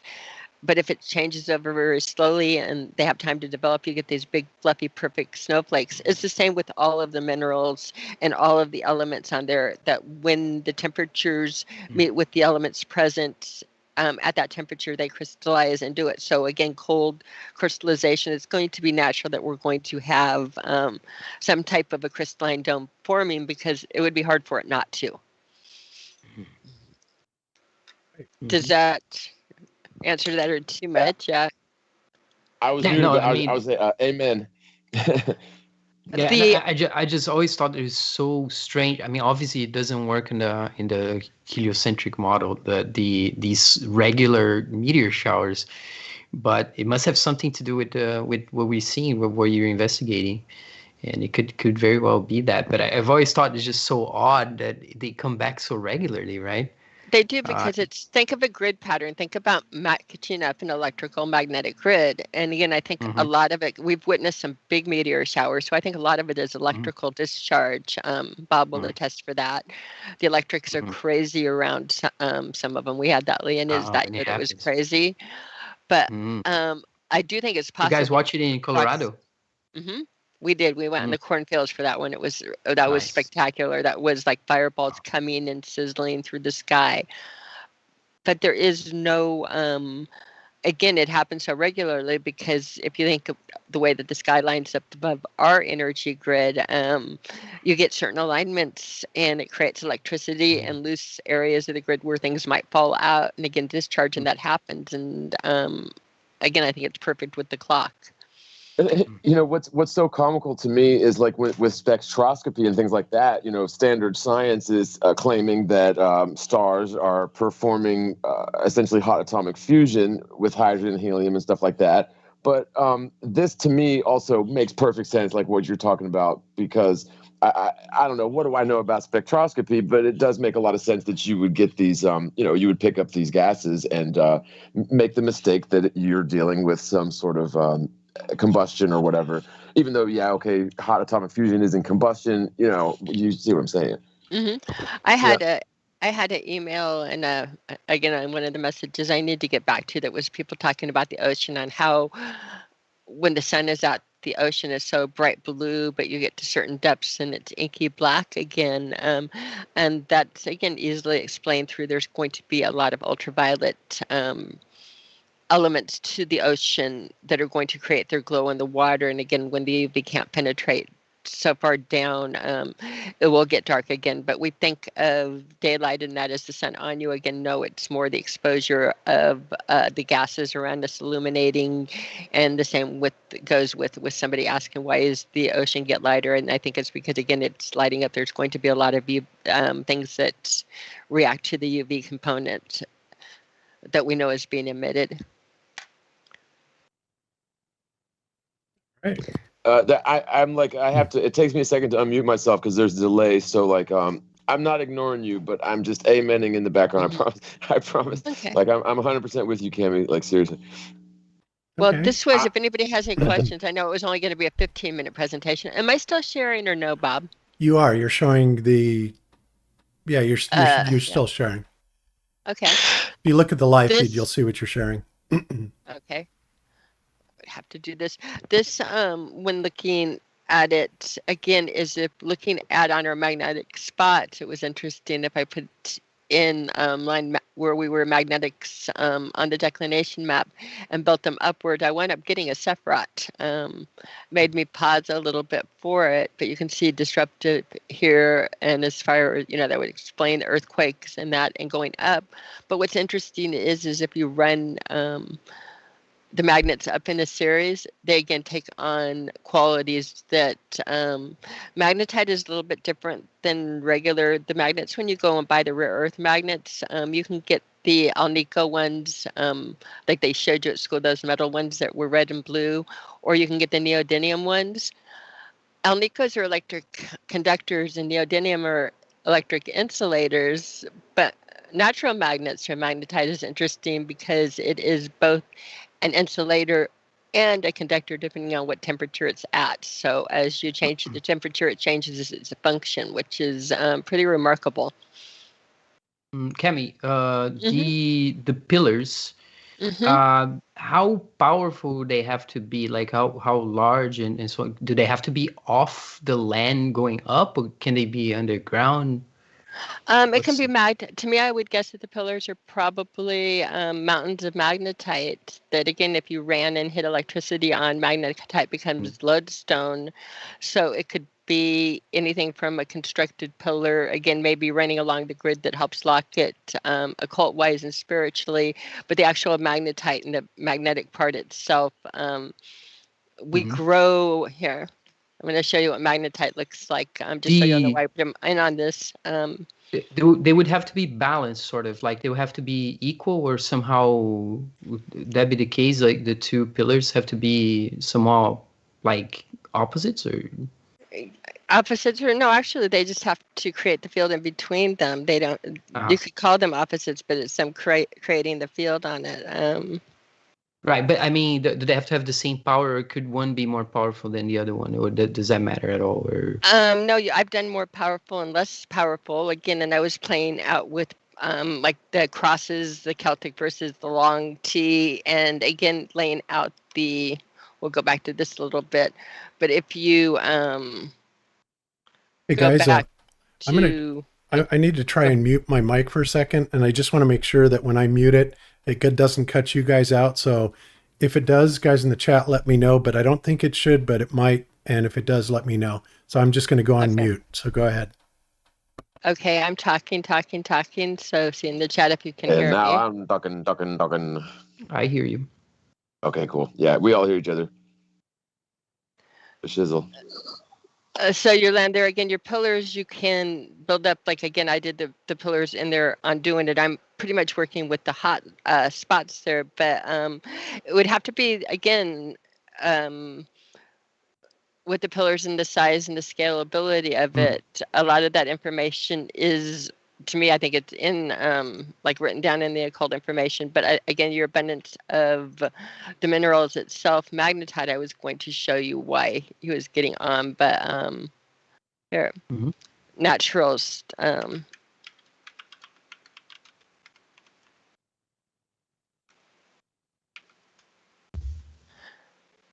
And by the way, octahedron crystals, which are going to include magnetite and among other things, are your best electrical conductors. So let's look at some images of magnetite crystals, and you'll see it grows. You recognize your perfect octahedron again. Now, when you look at sort of, this is called an octahedron. This is how it grows coming out of the ground. And when you look at the shape of it, you'll recognize the pyramid, and you'll also notice the cap off of the pyramid growing the way it is. What's interesting about magnetite and lodestone is magnets, no matter what shape the magnet is, you can have a ball magnet, a ring magnet, a square magnet, a disc magnet, and it all makes the same magnetic field. But the one shape that really affects it is this shape here. If you do a magnet into this shape here, and you cut off the ends of it or the cap, it turns the magnet into a nozzle and it augments the functionality of it. So like when I put little magnetite crystals on the grid, it's because this particular shape that it grows in is a natural, not only conductor, but it takes and it augments the field incredibly. And again, by having that little cap off of the top, and this you'll see how it grows. It like it shoots in that direction. It works like a nozzle. Yes, it does. It works just like a nozzle. Is there anything to do with how the quartz works in terms of the piezoelectric stuff? The structures. No, this is okay. First, this is magnetite, and magnetite, the same as diamonds, grow in a cubic structure. So if you think of a little cubic structure and the way they do it, they make perfect little, again, electrical conductors and such. The But almost think of having, okay, let's do it this way. Think of in the cubics, we're going to take it down to 2D, Rodrigo, and think of having a line of 4 dots, or drawing a box with the 4 dots on the corner, right? Mhm. And when you squeeze it, nothing happens. If you made 1 positive, 1 negative, 1 positive, 1 negative, again, nothing really happens to it. Now, if you drew a hexagon and you put a plus and a minus at each one of the tips, and then you press down on it, you would see that one of the rows is going to go negative, positive, negative, making it overall negative, and one of the rows in the lattice is going to go positive, negative, positive, making it positive. So when you crunch down on that hex pattern, you're going to get a discharge. And I do realize for people listening out there that I'm taking 3D and condensing it down to 2D, but it still works. It's the visual of it. Did I explain that well, or should I bring up a picture of it? No, I get the idea that the pressure generates that. Mhm. It is just so interesting the way that shapes can have. Is it the shape that does it, or is it the structure of the quartz itself, or both? It's the structure of the quartz. It's the structure of the quartz itself and the lattice structure in that. I'm going to be really crazy, and let me see if I can. Could you like? Is it possible to kind of make it scale up that kind of structure and have it work in a different material? What? Or that's And crazy. I got Do you a guys question. see me? Do those crystals break the laws of entropy, or am I tripping here? Break it. They're going to over time erode down on that, or what law? How so are they breaking? Or Well, I'm saying like before they turn into like the tesseract. Yeah, I mean, well, they are organizing themselves into seemingly very organized systems, and I don't know. To me, that seems to at least bend the laws of entropy a little bit, doesn't it? Mm-hmm. Do you guys see what I'm doing? Do you have my screen up? We see Bob. Okay. Oops. Oops, I was on mute. Sorry about that. Yeah, Okay. Cami, go ahead, and you Do you went see out of me or sharing. no? Okay. No. You're not Okay. screen sharing. Oopsie. Okay, I'm going to turn my camera on a minute. Just for a minute, be messy on it. I know, I didn't even look at my hair. But what I'm going to be showing you is these are just on talking about things, Rodrigo. These are calcite crystals, and see how this trapezial or rhombo, see your shape on it and your angles? Yeah. This has perfect cleavage. These stones all came from different mines, different areas, and you'll notice that I can line them up perfectly with each other on the same angles. It doesn't matter what size they are or that, because this particular stone has perfect cleavage in 3 directions, and so it's going to perfectly cleave at that angle, perfectly cleave there, perfectly cleave. So no matter where you get it from, what mine, you can line up the angles. These are just a lot of things about crystals they don't teach you. I'm going to quit sharing, but that when So I was doing it, that particular crystal, no matter where it comes from, you will have the same proportional. No matter how you cut it, because unless you break it against the grain and make like a glossy type of break, no matter how you cut this, it's going to want to break right along those planes and be right at that angle. Right. And that's just the way it's microscopically put together, I guess, in its crystal structure. It's crystal structure, it's lattice structure, and again the way. And so when we were talking about even like anisotropic or different things like that, growing in 2 directions again and having the growth lines, and that again, it's just how things grow. Would it be possible to make a frame and grow a house out of crystal? Crazy ideas. Rod's crazy ideas. I don't know. That's crazy. That's I again, they grow in perfect little platonic solids. I guess if you wanted to build a little house out of little platonic solids. But this was my 15-minute presentation went over, but it was again just a different way of possibly looking at the skies, like over our latitude, longitude, that might explain things. It definitely needs to be fine-tuned, but again, just an idea of that. Cool. And no, you are not sharing anymore. Oh, okay. So you did stop your screen share. So Okay. I went over and showed the Mars rover live feed. Har, har, har. Oh, there you are. There you're sharing now. There I am. I can just leave that one up there as a goodbye. But did anybody have any questions or anything else on it? Okay. Anybody in the chat have any questions? Kind of looking for it. And actually, Iru is running incredibly late. So I'm not sure what we're going to do here. I guess he said a half hour more, and that should be like 5 minutes or something like that. So I'd like to... this is like clearly hands down the most viable quote unquote model we have, like it's something that at least addresses magnetism, and then we know this would happen. The Earth would be the dielectric plane. That has to be there, and then so there's basically a missing landmass. I guess what we could call south, and hyperlogically, maybe they have an entirely different setup there. So it's interesting. It's like they keep our attention south, and I think that we should get to the center at the same time. I think maybe there is one destination south, but I don't know. The fact that you can be standing somewhere in the far south, and let's say the magnetic declination is like 50 degrees, right? And then you travel like a couple hundred miles, right? And the magnetic declination is now 170 degrees. So basically, these people that want to cling to the globe and say that the counter rotation of the heavenly luminaries in the southern hemisphere are just a deal breaker, these people are facing in arbitrary directions, dude. So like, you really can't go by that. Like it's we are such small, little, tiny people, aren't we?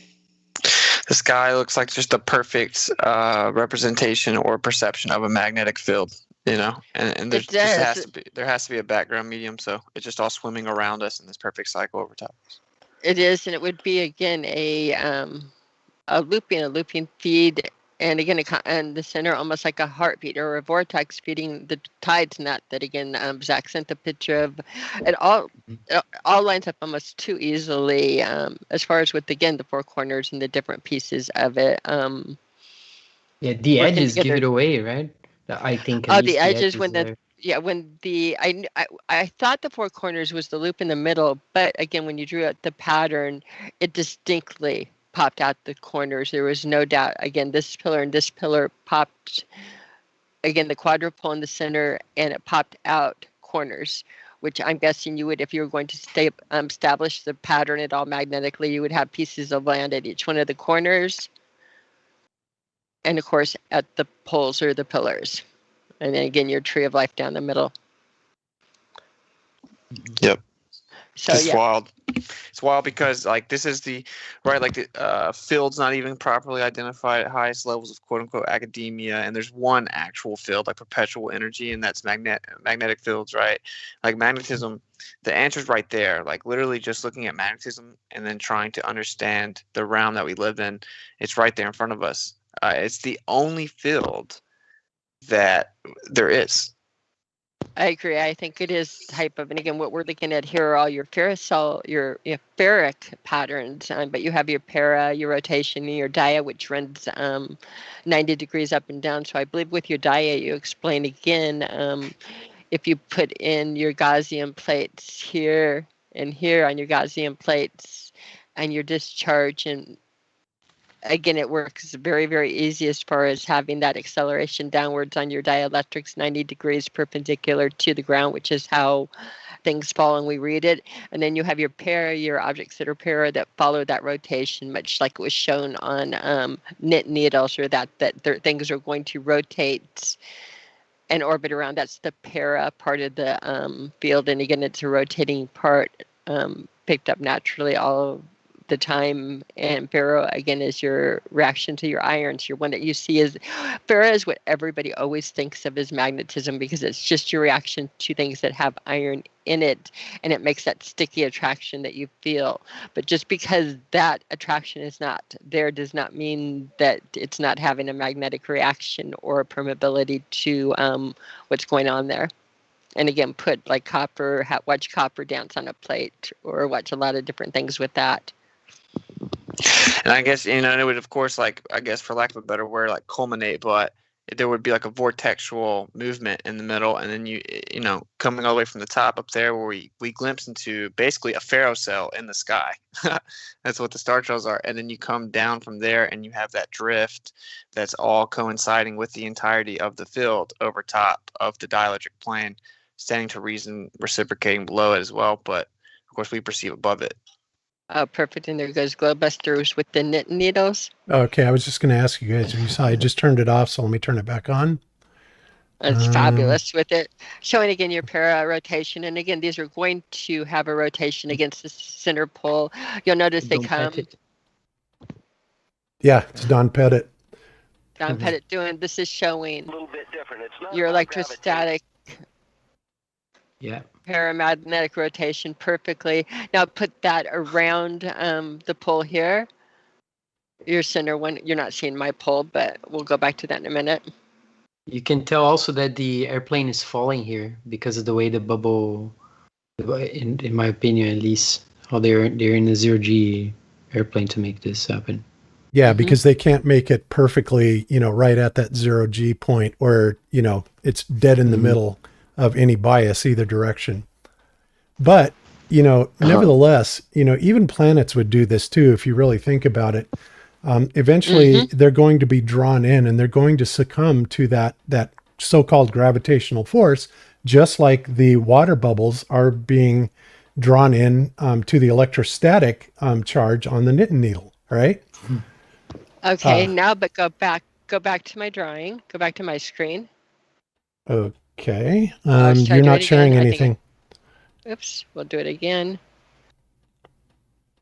Okay. I just want to, if I can just add in there real quick, that Nikola Tesla, and I'm telling you, I read there was some book that he had some writings in that was like featured, and I have not been able to find it again. But I remember reading when I was probably like 10 or 11 that he was describing the world exactly as you're doing it right now. And like, if you were to read what he said and with flat earth eyes, it would make perfect sense. But like, I was in the globe earth paradigm at the time. And what he said was, I'm paraphrasing, but essentially that the world is a dielectric plane, and the ground is the positive plate or something. And he used the terminology that the ionosphere was the other plate for the negative or whatever. And as a matter of fact, like his free energy transmissions of electricity over long distances without wires was using this exact, like basically exploiting this natural system in order to have infinite free energy. And it rings true of what the ancients were doing with the pyramids and stuff too. I mean, it's such a fascinating thing. And when you see it, like when you explain it, Cami, it just it's awesome. And like you're the bomb, dude. Like, love you to death. Thank you. Now, do we have this picture back up for you, Bob?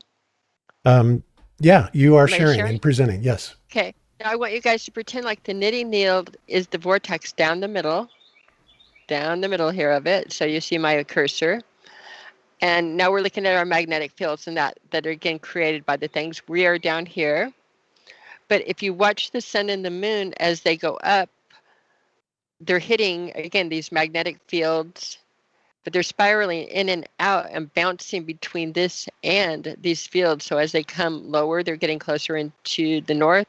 As they get higher, they're bouncing. Now you say, why does the sun seem closest when they have it backwards? If you go up here and see again where your magnets are, it's going to work like a mirroring, and why it's highest is where it's coming down the hardest in your southern, and why it's the furthest away from us. So in the north, as it gets further out, following the patterns, we get colder, but it gets colder up, or as it gets there, you hit your magnetic mirroring and that, and your magnetic field shooting it back down the dipole. So on theirs, that's when they have their hottest summer. But I believe that the sun and the way that it rotates on those knitting needles is bouncing into the magnetic lines here. And again, as it goes up and down, it's more of a perpetual motion. Do you see it? You see as the loop, just follow the yellow and the blue line. So it gets smaller. That's our summertime when it's closest. And again, it goes back up, and that's to the south. And again, to the south, we'll focus the energy down this way. We're here, we're directly under it. Yeah, that's interesting. And you know, those guys, the guy that, I forgot his name, Sean Griffin. What was Sean's last name over at Lighthouse? Is it Sean Harper? Yeah, Sean Griffin, I think. Yeah, Oh, Griffin. Sean Anyway, Okay, I went. they're building a model, right, of the firmament and how it's supposedly laid out. And one of the things I thought was really interesting is when I was listening to Cami and Sean talk about it, Cami was coming at it, from the idea that it was this type of formation, this is called what, a Sephiroth? Is that right, Cami? This is called a Sephiroth, and they're putting together, all hats off but to them. They're putting together a model, and they're doing the exact, I looked at it, they're using every single piece they have the firmament, they have, they have the different layers of sky and are projecting down. They, again, have every single one of the pieces I did. The only difference is I'm building it. What I did was I followed the magnetics, and as I put the magnetics in, I recognized that what they do, and we have it built out in 4D or 3D too, and doing it. What they do is the two pillars creates the four corners. When you hold it at an angle, you get the exact straight on Sephiroth. And the magnetics and everything match. They're doing the same model with all the same pieces, but it's like a set of nesting domes, and yet they are introducing every single one of the same pieces. Remarkable that, again, the two things are doing at the same time, and really, really great people. I couldn't make the nesting domes work because with the way we read our electronics and our different fields, and that I need a straight Gaussian surface here and here.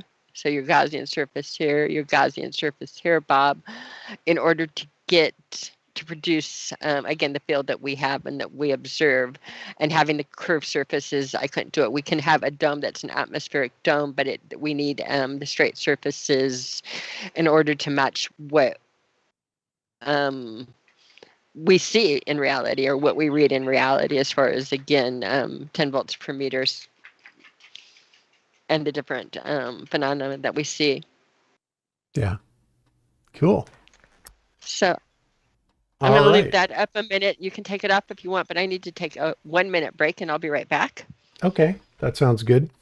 I'm going to switch back over to the knit and needle experiment, and everybody can look at that. Actually, I think I want to play that really quick, just a part of it, because it's kind of interesting what he says about this. So I'm going to switch that over, and let's go ahead. Oops, let me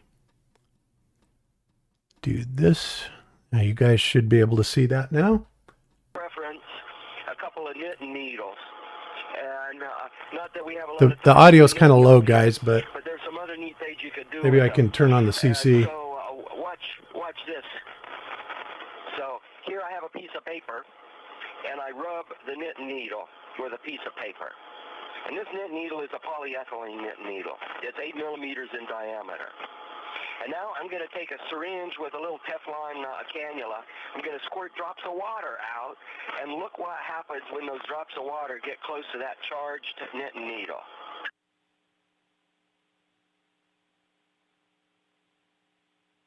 So this is like a little satellite going around a cylindrical shaped planet. Except the physics here is a little bit different. It's not about gravitation.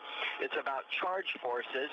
And of course, charges can exert a potential field, as we call it. So it can exert a force at a distance with no tangible connection. And so you have a charged drop that was ejected from the Teflon tipped syringe. And then you have the charged knitting needle. And they're going to be attracted if they're opposite charges, but because the drop has some velocity to it, it's orbiting around the knitting needle. Okay, so one thing interesting about this is that, one of the biggest problems that people have with flat earthers, specifically with the word gravity, right? And this is such a point of hot contention that it's really been twisted and misinterpreted and misapplied and all that good stuff. But if the globe model ever had a prayer of being real, it could only work by means of an electrical charge, a static charge model, because you can see you can actually with a proper electrostatic charge differential, you can actually put things in so-called orbit around something else, like he's doing with the little water droplets here, right? But the whole problem with the gravitational model is they're trying to make this work by a field that can't be detected in any way, shape, or form at all. And so they have to make up this crazy stuff like LIGO, which supposedly detects a gravitational field by means of gravitational waves cutting across laser interferometer detector arms, which then physically shorten those detector arms by 1/1000th the width of a human hair, right? What a bunch of nonsense, right? There is no gravitational field.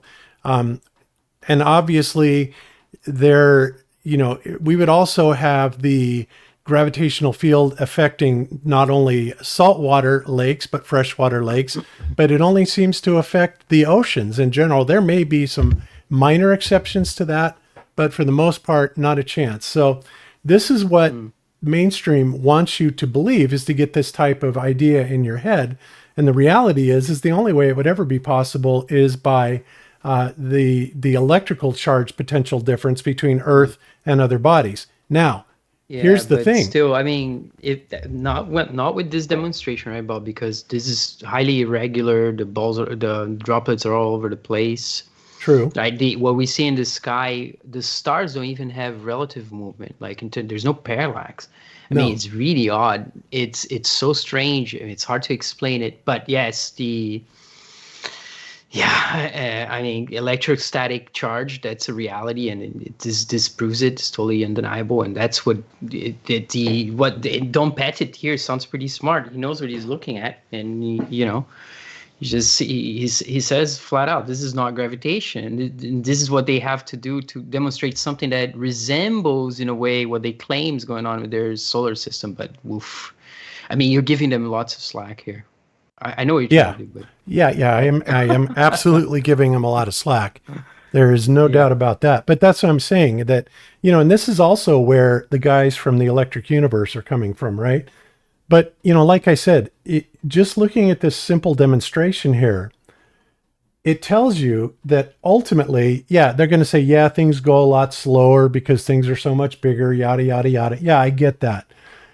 But the point is that eventually it's going to succumb to the attraction of that charge that's on that knitting needle, right? It's going to come in and collide with it, which means that the moon would at some point have to collide with the Earth at some point would have to collide with the sun at some point would have to collide with, whatever else, right? Any other larger body.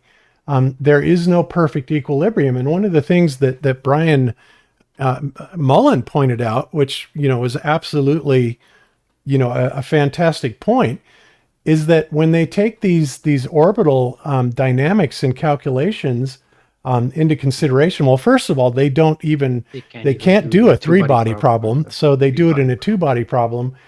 But it's like everything else is then irrelevant. So you've got an interaction between Earth and the sun. But what about Jupiter, which is, X how many times the mass of Earth? No effect whatsoever. What about the moon? What about all these other things that supposedly would have these gravitational effects? And no, they can't. And if we're moving at 2.1 million miles an hour, ultimately in 5 different directions, there is no way that you could possibly keep everything in a perfect synchronization to where that perfect equilibrium of gravitational orbits could ever be kept maintained. No. It can't happen. That's so funny because, instinctively, back in the day in school, one of the questions I raised my hand to ask, just kind of being difficult because it didn't make sense. I didn't really care. I didn't think, the Earth's actually flat, they're lying. But I was like, so the sun's supposedly pulling the Earth around it, and then the moon's being pulled around the Earth. So is it going to go towards the sun over time or towards the Earth? I mean, it's going to have to do one or the other. I was like, instinctively, that. But of course, they actually say that the moon goes 1.5 inches away from the Earth every year now. That's the updated pseudoscience. Yeah.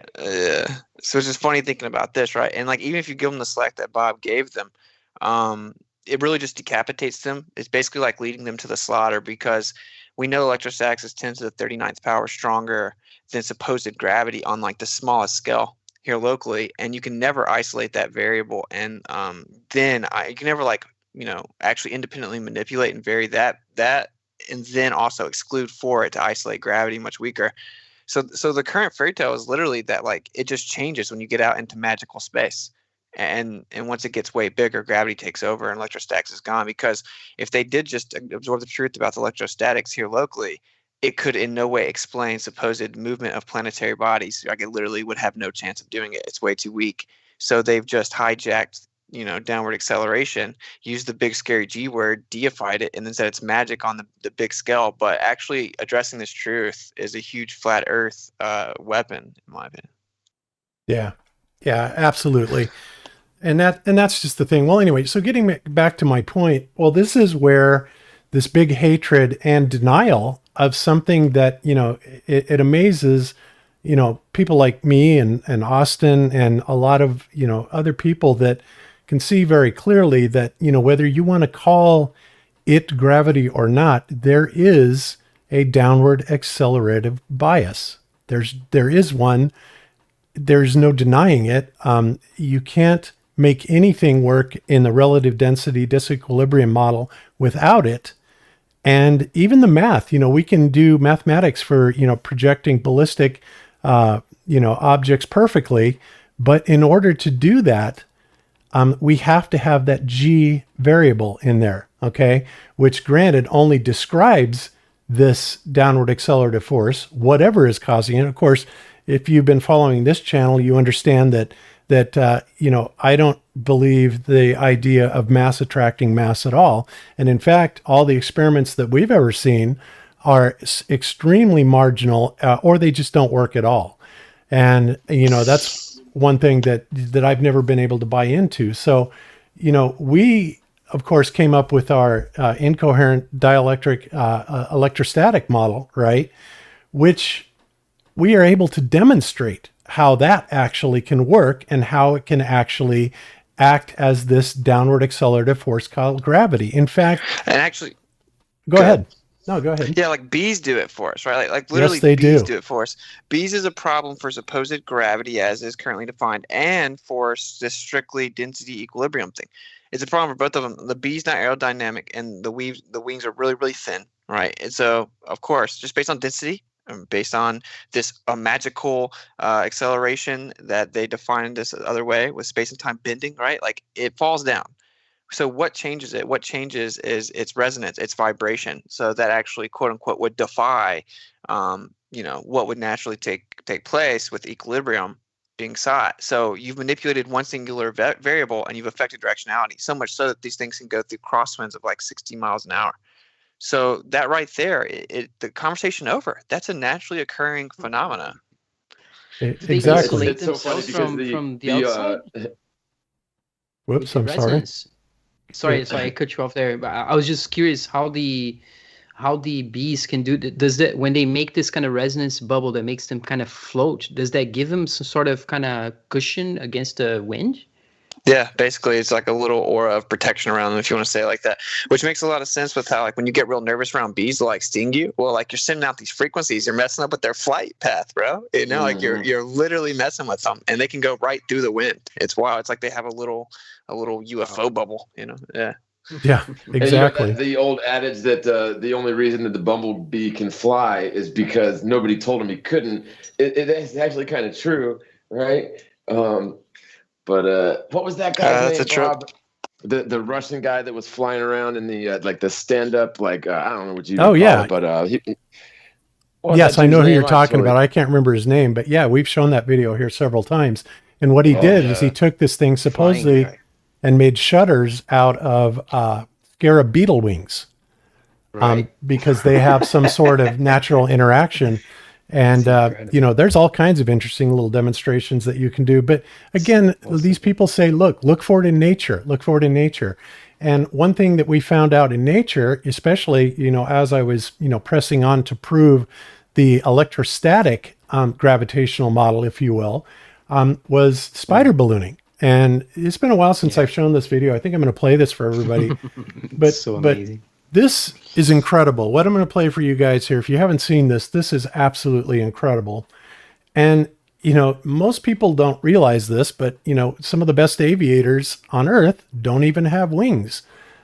They do spiders do something that is called ballooning. Now, before recently, until the University of Bristol actually took on a comprehensive study on this, they believed typically that all that happened was the spider would raise up his abdomen, put out X amount of feet of silk, the winds would catch it, and it would take off and, you know, ride the winds essentially and be able to do that. But what the University of Bristol did is they took and they replicated an electrostatic field in a controlled environment where you had basically a big electrostatic generator, like a Van de Graaff generator, and they set it up so it mimicked Earth's field at 100 volts per meter inside of a contained atmosphere, right? So the spiders then have these little hairs on their legs, and they're able to sense that electrostatic potential. And when they do that, then when they decide they want to fly, they do. So what they do is they release X amount of silk, and then somehow they apply a charge to it. You know, much like an eel is able to generate an electrical charge, the spider can put a charge on the silk itself, right? And when it does this, and NASA even talks about this, they talk about, you know, tethering, electrostatic tethering, that they can do this with supposedly satellites. Of course, I don't buy that, but I do believe you can do it with balloons, and I think they are doing it with balloons because spiders do the exact same thing. So get a load of this, guys. If you haven't seen it, this is really cool. But what is crazy is that the spider is able to apply the charge on its own. Then how does that happen? Well, the same way a lot of creatures are able to do that. Like it's like just like the guy, dude. He nailed it, dude. He said, "Yeah, well, the reason the bee can fly is because no one ever told him he couldn't." Yeah. Like, because like we're not aerodynamic, huh? So we're all electric. Everything is. Well, it's like it just reminds me. What, like, one thing for certain is like NASA's definitely got a lot of balloons up there. That's for certain. Like no matter what they're doing, they got the balloons for sure. Yep, for sure. So let's give this a watch and check this out, guys, because this is a huge piece of evidence that, you know, at least we can demonstrate, you know, experimentally for the existence of gravity, anti-gravity. Of course, there's also Cyril disk. There's a million other things that we've been talking about for years that go along with this. But this is really cool because this is how nature does it. Here we go.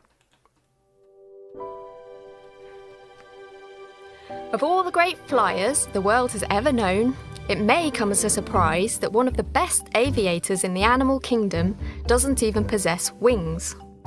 Spiders, instead, use long fans of silk to carry them through the air, often for many hundreds of miles, in a process known as ballooning. They have long been known to have flown the nest in such a way. Charles Darwin himself marvelled at hundreds of tiny spiders landing on the Beagle while out at sea, and later recorded how they took off from the ship with great speeds even on a calm, windless day. During this time, there were two theories for how ballooning worked. The first theory, and the most obvious explanation, was that long strands of silk emitted by the spider catch the wind and the associated drag forces pull the spider aloft. But spiders will only balloon on days where the wind is a gentle breeze, which raises the questions of how there'd be enough force to pull the silk from the spider's spinnerets, and how could heavier spiders even become airborne at all. The second theory was that atmospheric electricity could also provide the force needed to get the spider aloft. Similar to how your hair lifts to stand on end when you rub a balloon on your jumper, spider silk could be lifted into the air by natural electrostatic forces in the atmosphere. These electric fields are present at all times all around the world, but are most noticeable during thunderstorms when they are at their strongest. Surprisingly, until now, the electrostatic theory of spider ballooning had never been tested. In our lab at the University of Bristol, we isolated spiders from any airflow or atmospheric electricity and generated our own controlled electric field at levels found in nature.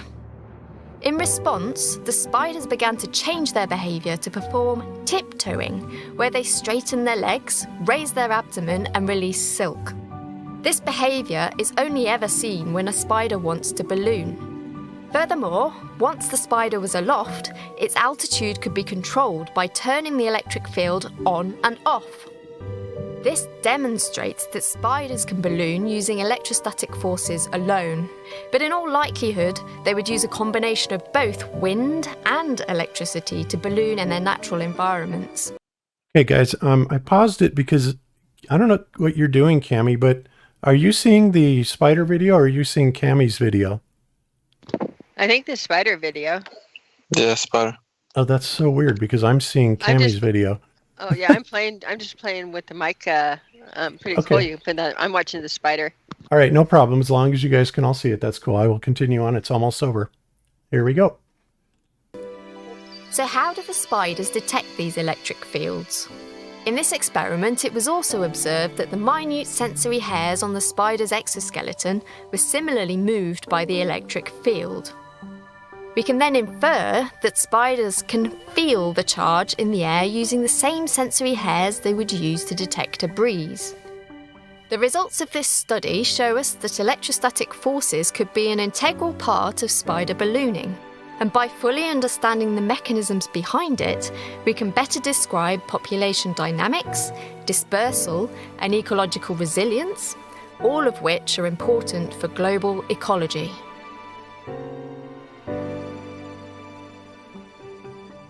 All right. So, is that not cool?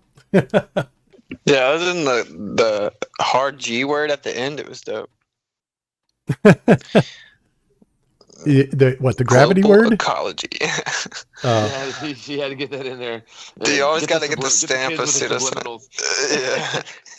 Yeah, I know. And see, and that's the thing, because they take this natural downward accelerative vector, right, that is there, and they say that which, by the way, is something that we can, measure its effect on, right? Obviously, but we cannot measure its effect on objects outside of the planet Earth, supposedly, right? So at that point, it all becomes a mathematical construct and a huge assumption that there is such a thing as a gravitational field, which is complete nonsense. If there was a field out there that was really attractional, that could do that, we would be able to detect that field. And guess what, guys? We can't. What they're telling you about how it's being done with the laser interferometers is nonsense. First of all, we have no evidence that we can demonstrate anywhere that, passing an object with a lot of mass or, putting something in a gravitational field will shorten the physical length of a 4 kilometer long chamber by 1,000th of a human hair, right? We can't demonstrate that. There's no way that anybody can demonstrate that. That in and of itself is a complete theory and absolute hogwash, right? But so just to clarify, we have... Go ahead, bro. No, I'm saying, to clarify, we have two naturally occurring phenomena that are electrostatic phenomena, right? We have the bee and we have the spider. You account for density equilibrium with both of these things, and, well, we know what happens. They fall to the ground, right? Just strictly using that. And then, of course, using the supposed bias around a ball, you got G. Both these go out the window with naturally occurring phenomena of a spider and a bee because they're being something else is at play, right? There's a stronger variable. Not just a variable, but overpowering variable, which means you could never make the claim that this has nothing to do with natural equilibrium sought on the plain Earth or on any Earth without fully isolating that. And you literally cannot do that. You cannot get rid of electrostatics in anything. So it's wild that this is even a debate on our side. Yep. But you know what? We have great websites that are all about science, like Science Alert here, that give us this up to the minute, very latest, totally relevant Science. I can't believe this. Is this for real? This is for real. Yes. Science alert. Wow. And they are serious about this. Pigs and rodents can breathe through their butts. And this can be a vital discovery. Vital. Okay, start breathing through your ass now. No, but I was gonna mention one thing. I was gonna mention that for some reason, I'm just curious what you guys think. If you've seen this, it reminded me of it. I'm not sure it has something to do. Everything has to do with electricity. So just wondering. It's a little bit of a tangent, but have you seen, of course, octopus or octopi or whatever how you want to say it, that of course can change colors, and how they do it intelligently, which is incredible. And some of them can change shapes as well. Now, how that works it must have something to do with the electricity. With how can you feel what's around you in terms of its coloration and be able to, they have the way of changing the pigment of their skin and control that, which is it's totally insane. But it all came from an explosion from nothing, right? That type of intelligence and fantastic dynamics of physiology was just an accident. It's like, oh my God. Anyway, so, but like I said, while we are looking at, real science and things like that. And guys, like I said, getting back to the gravity point, yes, we do assert that there is such a thing as a downward accelerative vector. I hesitate to call it gravity, first of all, because gravity means weight, but I push it because there are other people out there that are pushing a theory called relative density disequilibrium, which is complete and utter nonsense. And that's all I'm going to say about that. Of course, because I disagree with it, that automatically makes me a shill and all that craziness. Because I disagree. Isn't that you're going beyond it though, Bob? I think I'm not sure. I don't see the two things as complete opposites. I think that you don't necessarily disagree with what they say, but you just went beyond. Yeah, because there's a stronger variable, bro. Like there's a stronger variable. So, dude, to not account for the stronger variable is insanity, bro. It's inefficient. It is incompetent. It is not okay. It's not valid, bro. Like it's there. It's stronger. It's stronger than anything density does. So we should address it. I don't know why we wouldn't address it. To act like it's not there is like a globe earth thing to do, right? Or not only act, but to claim straight up that it isn't. And anybody that says that it is here to, to break up the flat earth community and, I'm a shill, etc. Now, look, if you disagree with me, then fine. You can disagree with me. I don't care. I'm not going to call you a shill. Lots of people disagree with me. It's cool. But what isn't cool is, there's a lot of evidence for what I say and what Austin says when we talk about this downward accelerative vector. And yes, you're right, Rodrigo, about what the other guys are saying about relative density disequilibrium. Every bit of that is true, except the one critical part that they do not include in this, when it comes down to it, when you say why down and why also, not only do things go down, but they accelerate, right? And whatever that acceleration rate is, it doesn't even matter, because we've seen things accelerate to beyond the speed of sound. We've seen things accelerate to supersonic. You cannot just say, well, it's just because it's heavier than what's below it that causes this. There is a fantastic force at work here that is moving a large piece of mass to supersonic speeds.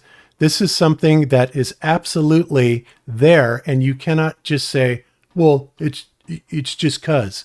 I'm sorry, it doesn't work that way. There's also the point you make about gas inside a container tending to settle. I think it's an important point. When it stops moving, that it does have a bias there, and also the scale when the scale of density scale when it's under free fall, how it gets inverted. There's these points. And I don't get why people are so afraid of looking density gradient, therefore the Earth is a spinning globe, right?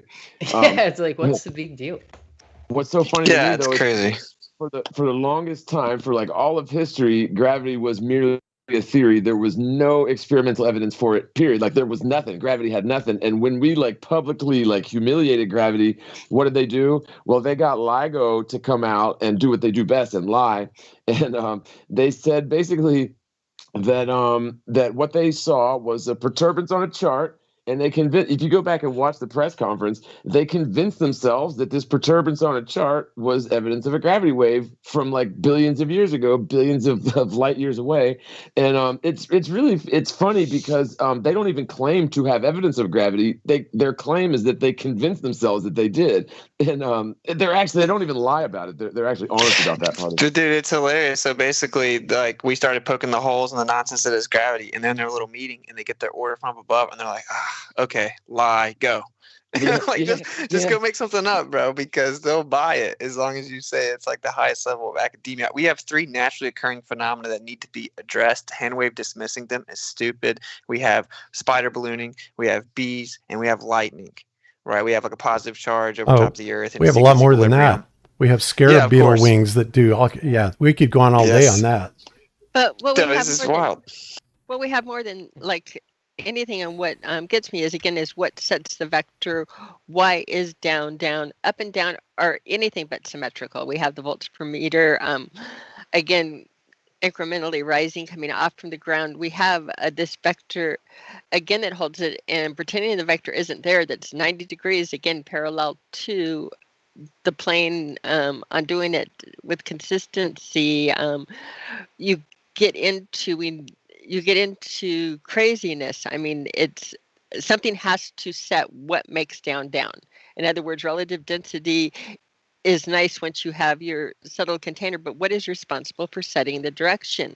And with the direction and taking it out, again, remember we were looking at our skies and what a magnetic pattern they were, and the flow, and how I believe that they might flow in the way that we might see them, over the flat Earth.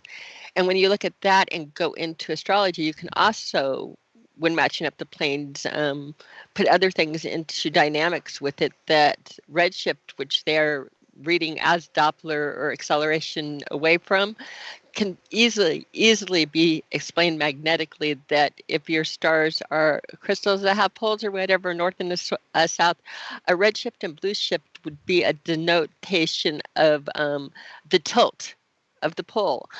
You get the exact same effect that they see as Doppler. You can also get it by taking a magnet and tilting it, the exact same stretch of light. So when you start lining up your model and saying, what the ground is, what the sky is, what the properties are, to completely ignore everything that's going on electrically, and even like ruling out the possibilities, again, one of the easiest solutions to redshift, blue shift would be an angle tilt.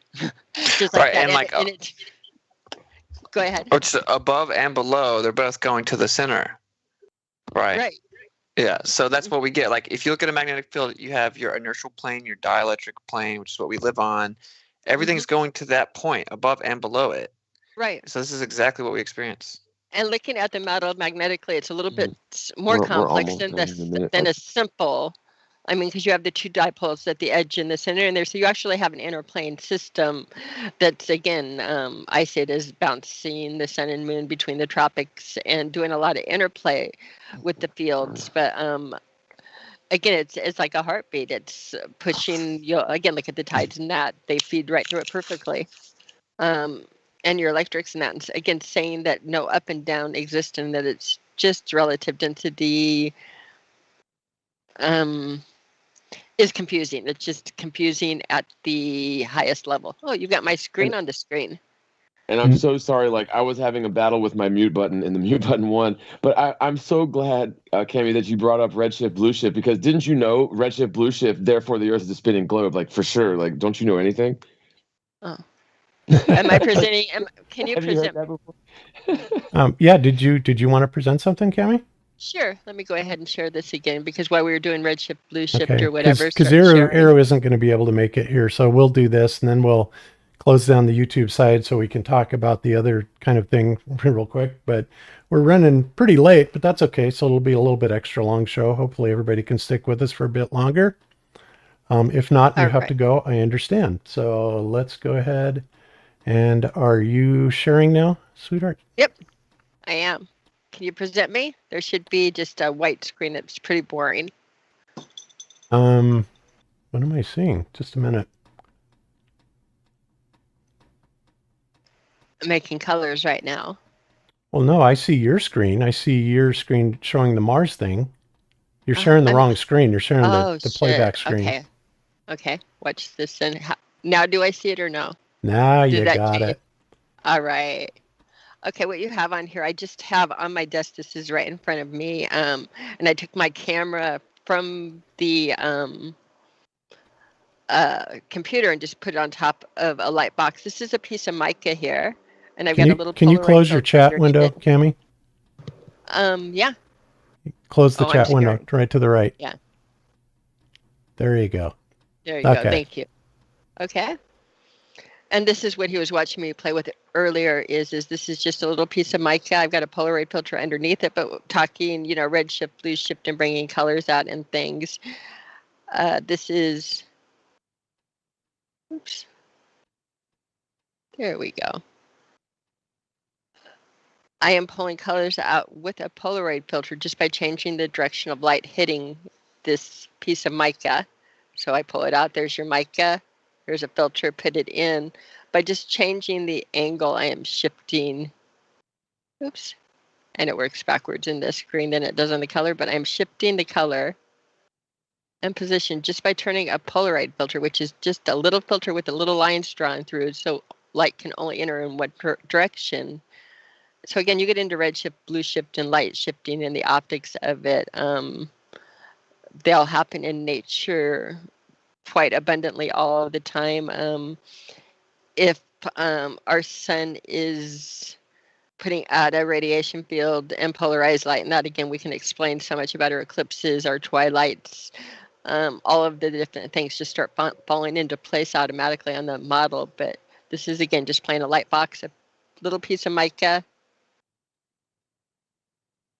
and pulling out color. I can do this. I was doing it earlier with sugar water and sugar.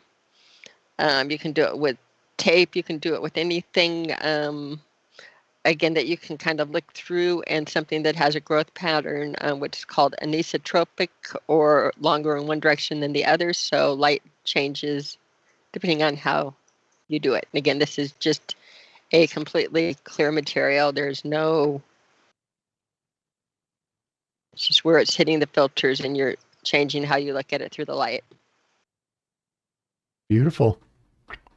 Okay. So we will expand on that more, but we need to move on. So guys, I'm going to cut the YouTube stream, but if you want to follow us over, I just put in the link to go to Rockfin. Of course, this is now premium content. You have to sign up, but honestly, it's well worth it. A lot of the flat earthers are going over there. There's some fantastic content over there. And like I said, we are able to say things over there that we cannot say on YouTube. And boy, do I have a lot of stuff like that to say today. So thanks everybody for joining us. And I apologize for not being able to make the show yesterday, but hey, stuff happens. But I wanted to get the show out to everybody. And we will be back on Wednesday, of course, with the free show for everybody, because we definitely don't want to forget about all the people that have been with us. So we, can't necessarily afford the Rockfin subscription. We understand. So the Wednesday show will bring you information that is critical or anything like that. And of course, we just have to tone it down a little bit with what we share. So thanks everybody for joining us, and we will catch you over on Rockfin. Thanks everybody on YouTube. Bye-bye.